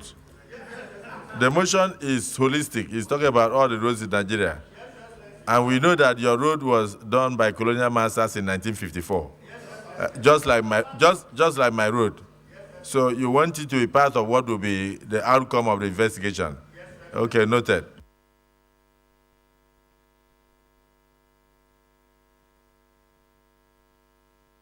Distinguished colleagues, if you look at the motion, you will notice that it is signed by almost the entire Senate, except the Senate President. I was looking for my name, and I did not see it, but almost everybody has signed. So it's not really something we should have debated, because we are all in agreement. So I want us to look at the prayers. If the prayer, it has only one prayer. If the prayer is in order, then we move to the next item. But if it's not in order, the contribution is that you already feel strongly about this motion. That is why you appended your signature. So I've noted the fact that all of you who have signed feel strongly that something needs to be done about the road infrastructure in Nigeria. So the prayer, accordingly, prayer 1, accordingly set up an ad hoc committee to come up with a compendium of all the affected federal roads and erosion sites across the country, either awarded but abandoned by contractors or have not been awarded at all, to be forwarded to the executive arm of government for urgent intervention. Senator Alero, amendment. Thank you, Mr. President, distinguished colleagues. Mr. President, I want this prayer to be amended.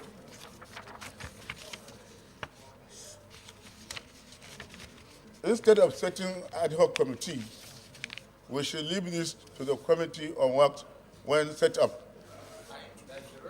to come up with compendium of all affected federal roads and erosion sites across the country, because the Ministry of Works is handling federal roads and also erosion-related problems that has to do with the roads. So I believe the Committee of Works, when constituted, can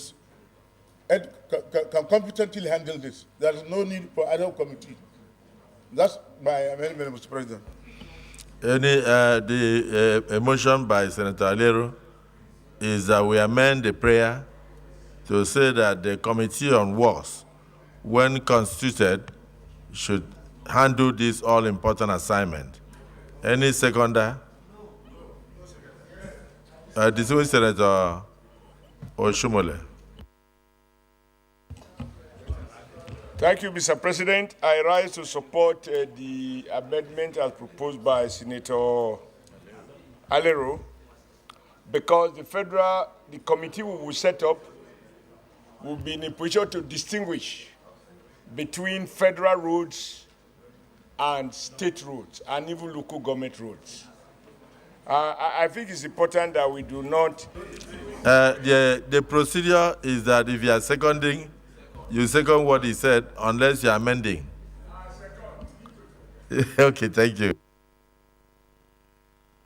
Distinguished colleagues, the prayer the only prayer on the motion paper has been further amended, that instead of an ad hoc committee, that we should say the content of the motion should be sent to the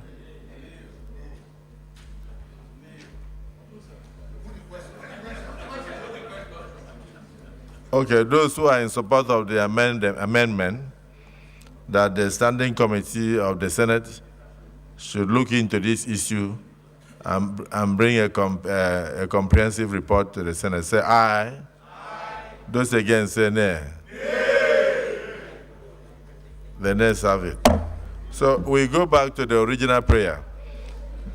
Set up an ad hoc committee to come up with a compendium of all the affected federal routes and erosion sites across the country, either awarded but abandoned by contractors or have not been awarded at all, to be forwarded to the executive arm of government for urgent intervention. Those who are in support of this prayer say aye. Aye. Those against say nay. The ayes have it. Additional prayer? This is very comprehensive. Okay, Senator Wadada, I don't know whether there's anything from Nasarawa. Thank you very much, Mr. President. I am Senator Ahmed Wadada Aliyu, Sarkinyak in Kefi. I represent Nasarawa West Senatorial District. Why I subscribe to this motion in totality, since we are a corrective Senate led by an uncommon leader, we should also be uncommon. Uncommon in this sense, we should be as contemporary as we should be. The burden, financial burden on government cannot be exhausted or handled fully by government alone. There are other contemporary ways of doing things.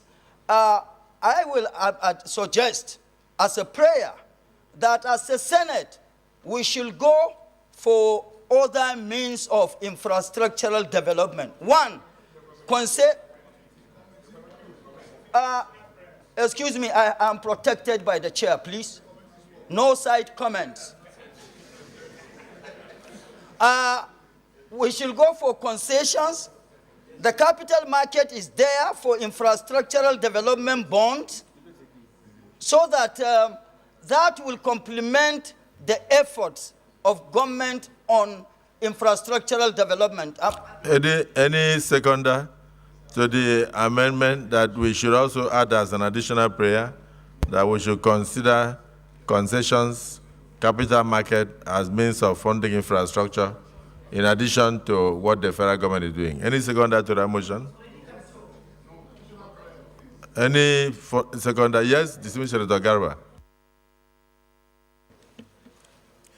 Good afternoon, the Senate President and distinguished colleagues. My name is Garba Musa Maidoki, representing Kebbi South Senatorial District.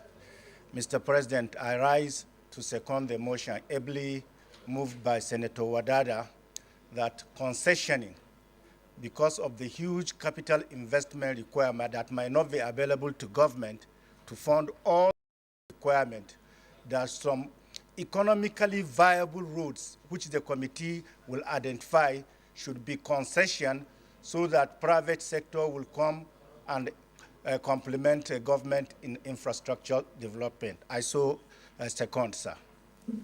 Distinguished colleagues, the motion has been moved as an additional prayer on concession and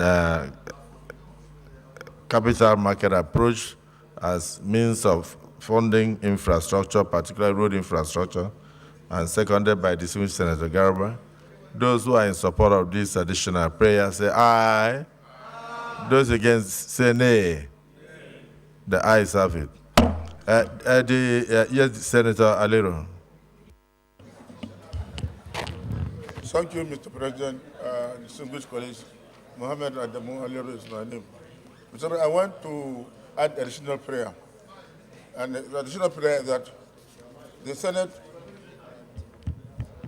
this Senate should commend the initiative of the past government for introducing other measures or other methods of funding road infrastructure, like Sukuk, Presidential Initiative on Infrastructure, where the sovereign wealth funds have been used to finish the Lagos-Ibadan, the second Niger Bridge, and also the Abuja, Kaduna, Zaria, and the Kano road. NMPC tax credit, where over 2.5 trillion naira worth of contract has been awarded, and work is ongoing on all these roads. This is a very commendable effort by the previous administration, and I'm of the view that the Senate should commend the past administration, since this administration is part of the former administration, because they said they will continue with whatever they have started. We should add this prayer, Mr. President. As an additional prayer, distinguished Senator Alero has said that the Senate do commend the past administration for finding alternative sources of funding road infrastructure in Nigeria, such as the Sukuk, such as the tax credit scheme of the Federal Inland Revenue Service and NMPC, etc., and also the Presidential Initiative on Infrastructure. Any seconder to that additional prayer? Yes, distinguished Senator Babangida. Thank you, Mr. President. I remain Senator Babangida Hussaini, representing the good people of Jigawa Northwest. I rise to second the motion ably moved by distinguished Senator Adamu Aleru in respect of the motion so raised. Thank you, sir. Distinguished colleagues, those who are in support of the additional prayer as seconded, say aye. Those against say nay. The ayes have it. So the Senate has commended and hereby commends the last administration of President Muhammadu Buhari for finding alternative means of funding road infrastructure, and urges the current administration to continue in that regard, because the huge sum required for infrastructural development in the country, including road infrastructure, cannot be borne by the federal government alone. So it is important to continue to explore other means of funding this, and of course that is also something that is being referred also to the ad hoc committee, so that the ad hoc committee should also make that as part of its recommendation. But we hereby commend the last administration for the alternative sources of funding road infrastructure, which brought a lot of success. Part of it is the completion of the second Niger Bridge.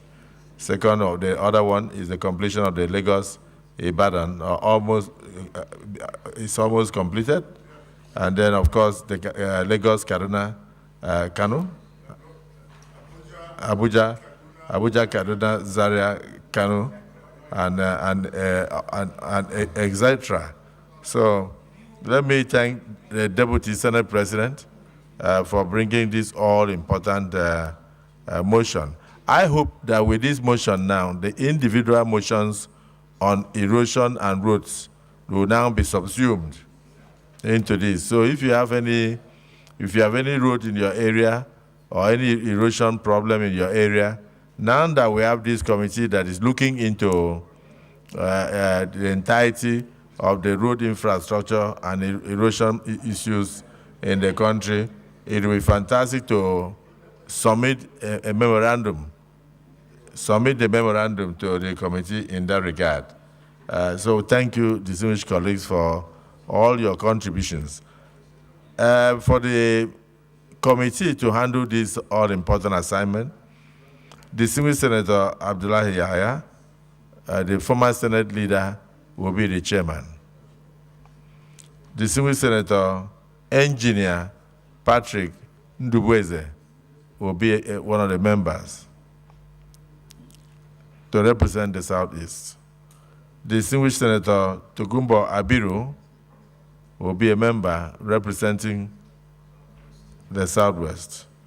Distinguished Senator Aminu Tamboa, His Excellency and Speaker Emeritus, will represent the Northwest.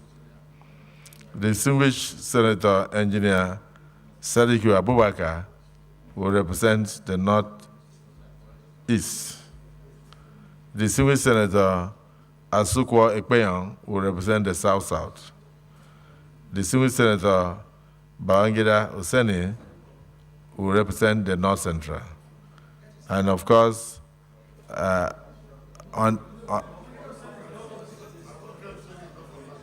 yeah?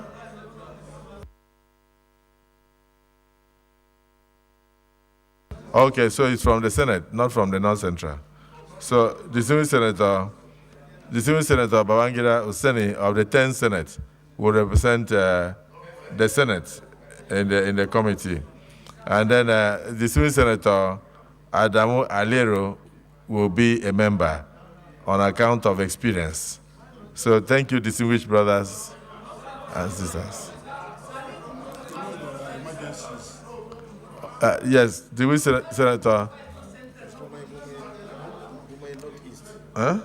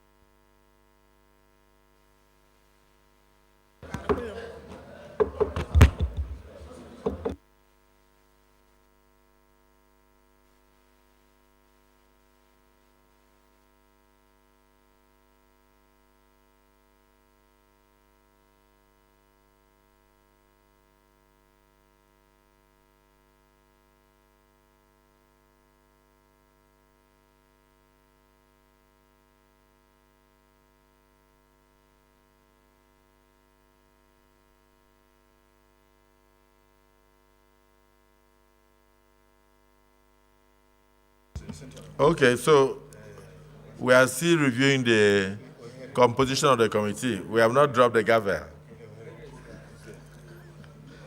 So we have distinguished Senator Adamu Alero, and then we have distinguished Senator Binos Yaro, who properly represent the Northeast. We have distinguished Senator Salihu Mustafa, also of the North Central, and then we have distinguished Senator Victor Ome, also representing the North, the Southeast. So this will be the composition of the Senate committee to cater for this issue. Leader of the Senate.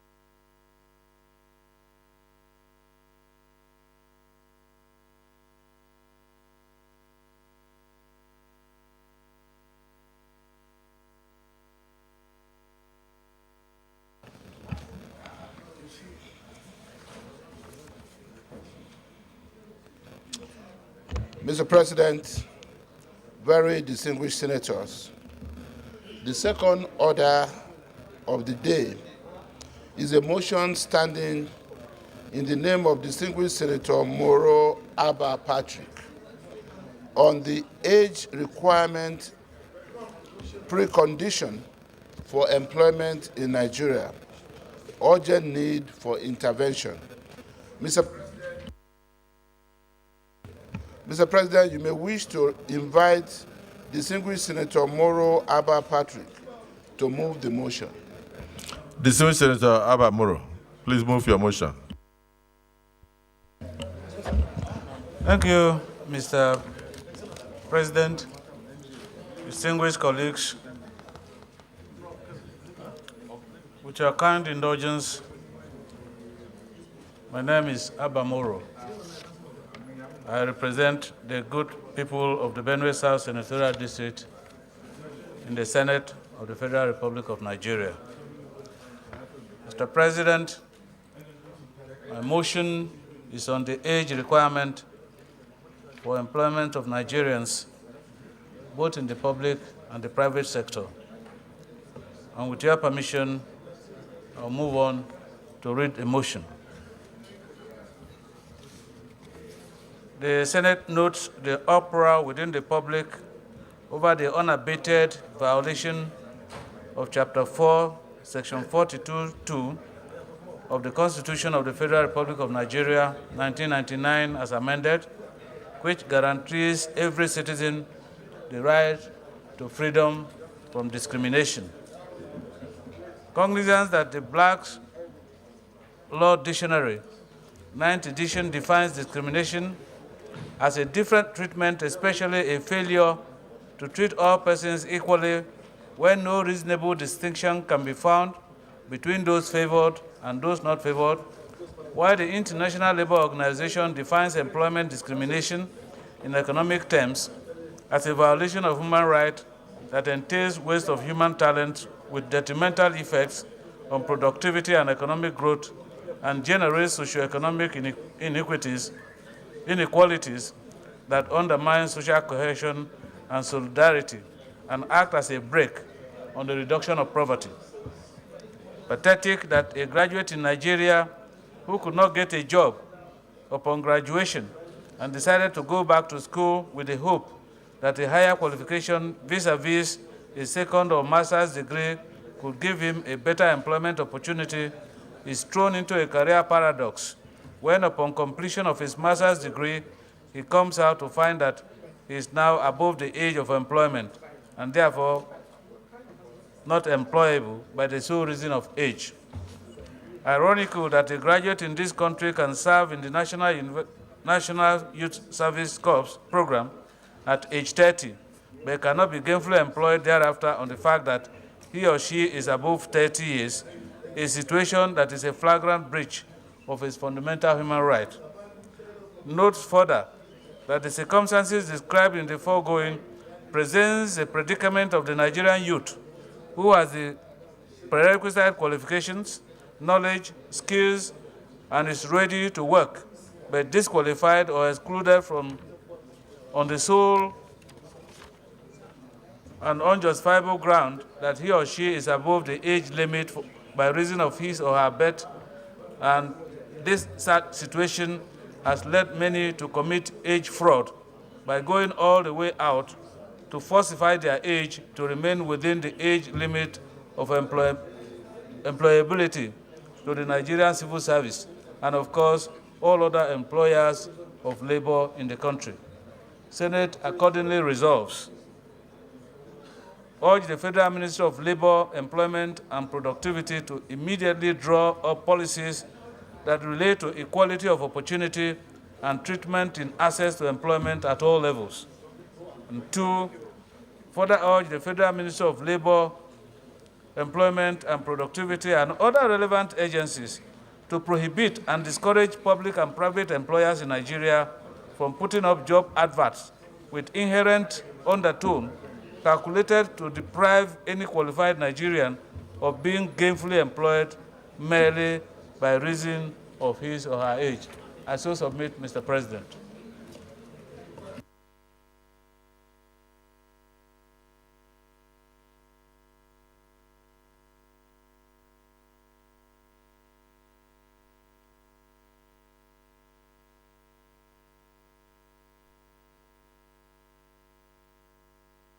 Any seconder? Yes. Senator Neda. Mr. Chairman, distinguished colleagues, I am Senator Neda Imaswine, representing the good people of Edo South Senatorial District. I stand to second this very important motion, ably moved by distinguished Senator Moro Abba Patrick. I so second. Yes. Senator Nwebwe. Thank you, Mr. President. I want to also second and at the same time support this all-important motion. I remain Senator Onyekachi Nwebonyi, speaking for the people of Ebonyi North Senatorial District. I wish to second the motion ably moved by my friend Abba Moro, seeking to put a stop to the age limit in employment opportunities in Nigeria. I so second, Your Excellency. Distinguished Senator Oshomole. Mr. President, sir, my name is Adam Saliu. I emphasize Eric Oshomole, representing the people of Edo North. Mr. President, this motion, I appreciate the intention of my brother, distinguished Senator Moro, but this motion is not enforceable. You cannot, under the Nigeria laws, impose on an employer policies with regards to age. However, in the Nigeria labor statutes, it is clear that once you are up to the age of 18, you are employable. But the decision to employ, whether you are 18, 19, 20, or 40, is the discretion of the employer. And this Senate must not be seen to pass resolutions in a manner that will portray us as if we are devaluing the essence of the conclusion that we reach in this House. There is no law prohibiting employment of people who are 30 or 40 or 50.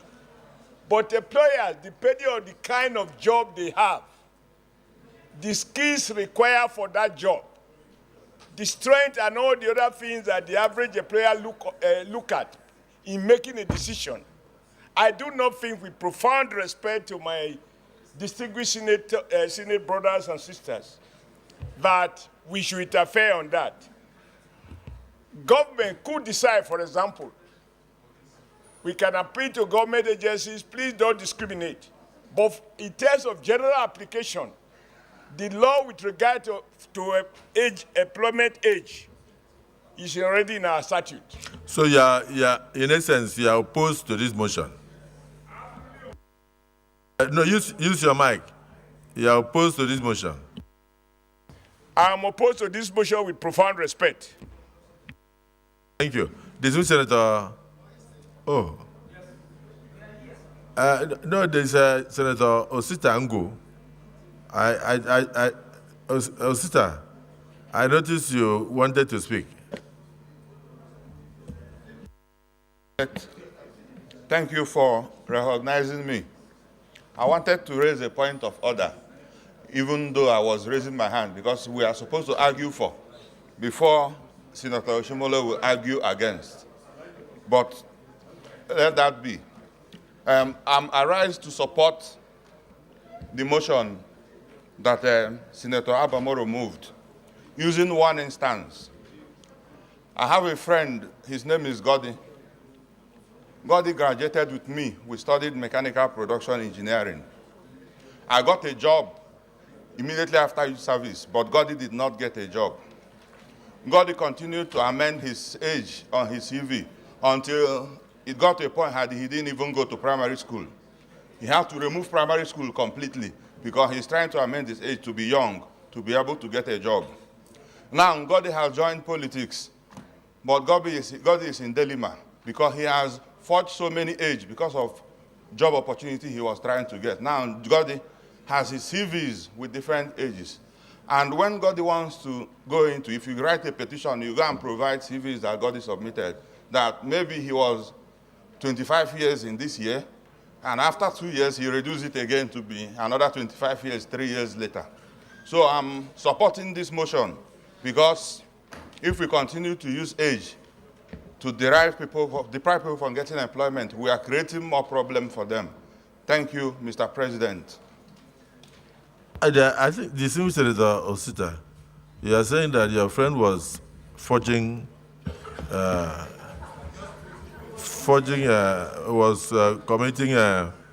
that because of this situation that your friend has remained a forger and you have not corrected him, that forgery is a crime.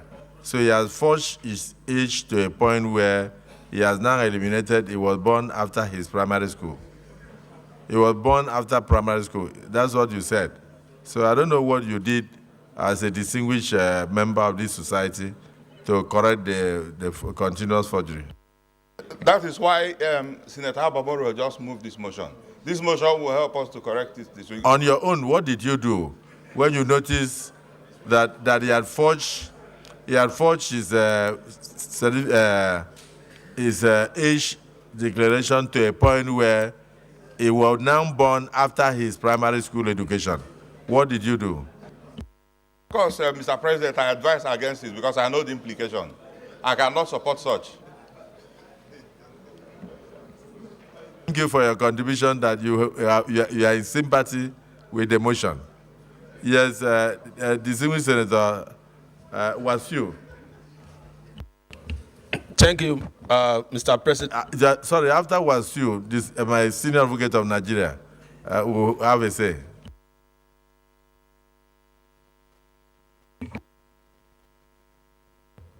Wasiu Eshinlokun Sonin, representing Lagos Central.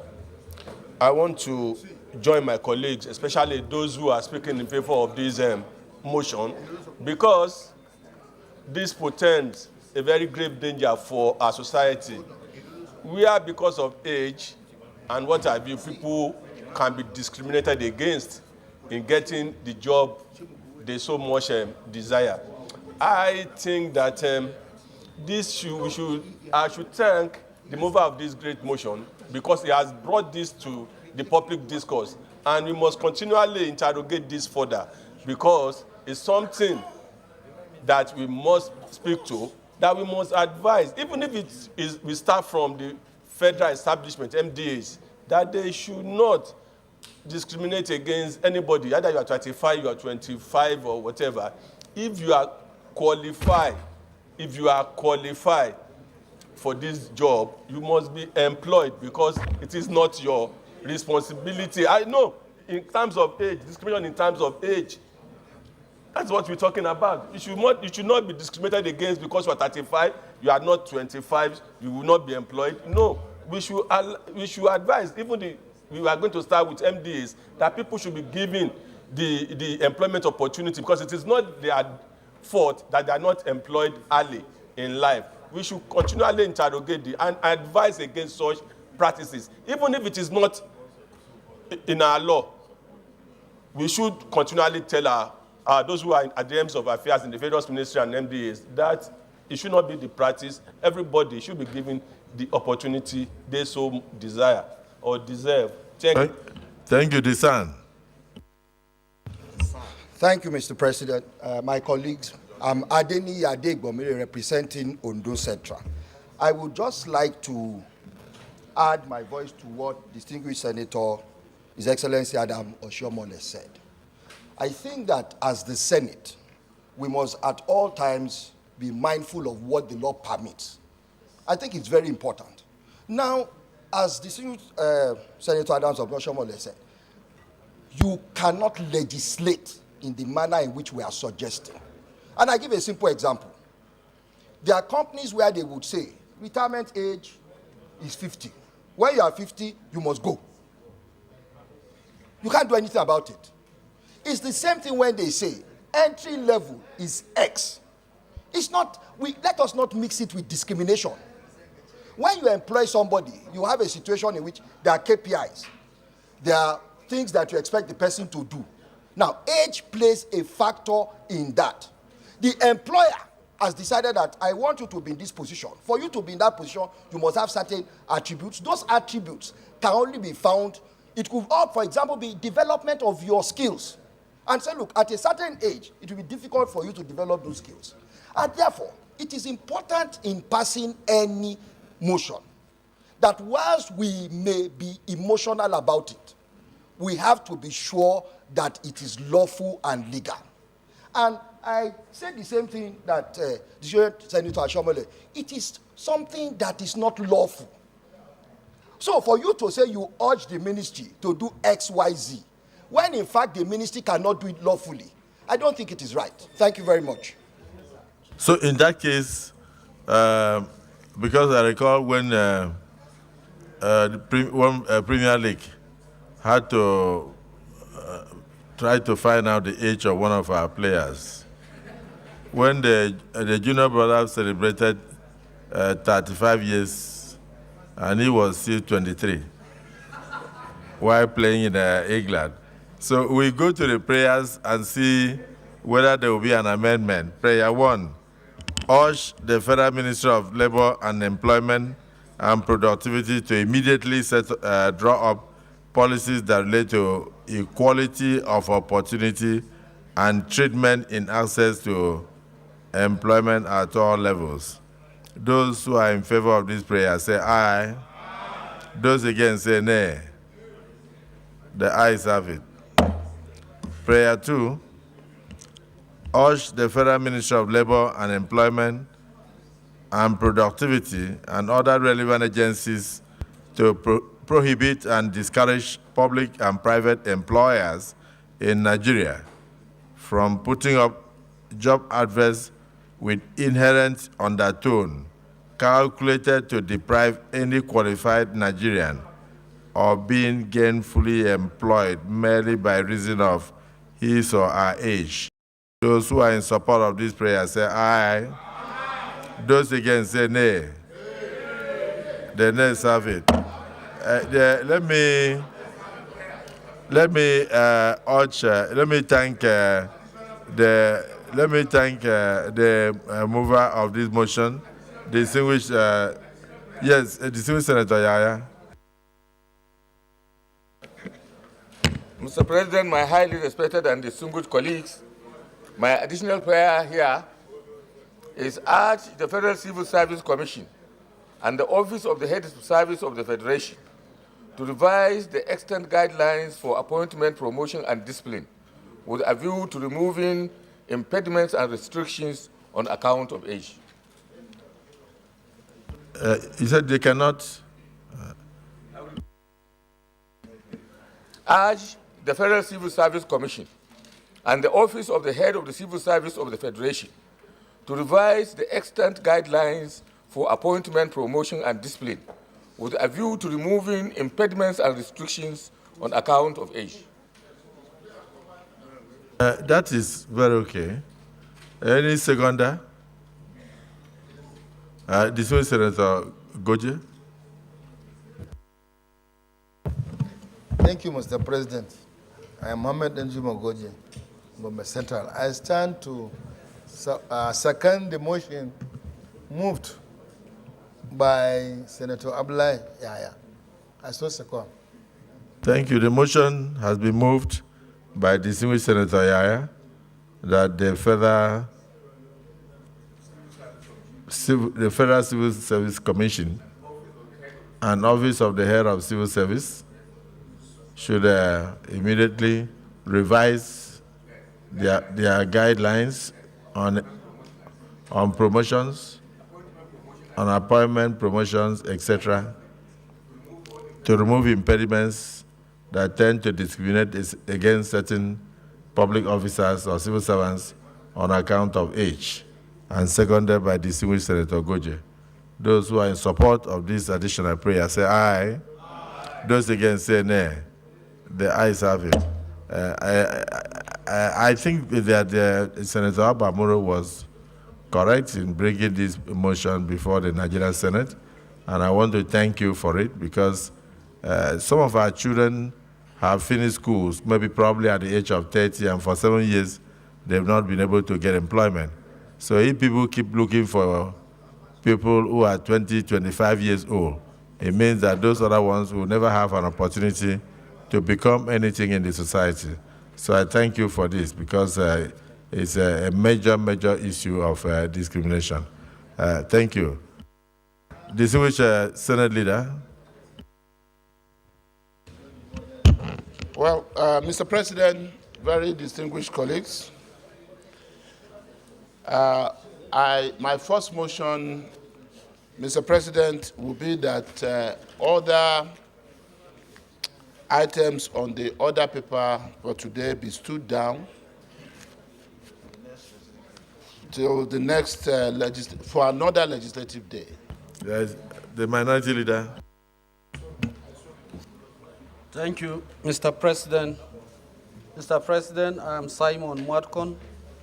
I wish to ably support the motion or second the motion moved by the Majority Leader that other issues on the order paper for today be stepped down for the next legislative day. I so second, Mr. President. Those who are in support of the motion moved and seconded that we step down other items on the other paper for another legislative day. Say aye. Those against them say nay. The ayes have it. Yes. Leader of the Senate. Mr. President, distinguished colleagues, having concluded today's proceedings, I hereby move that the Senate do adjourn till Thursday, 20th July 2023 at 10 a.m.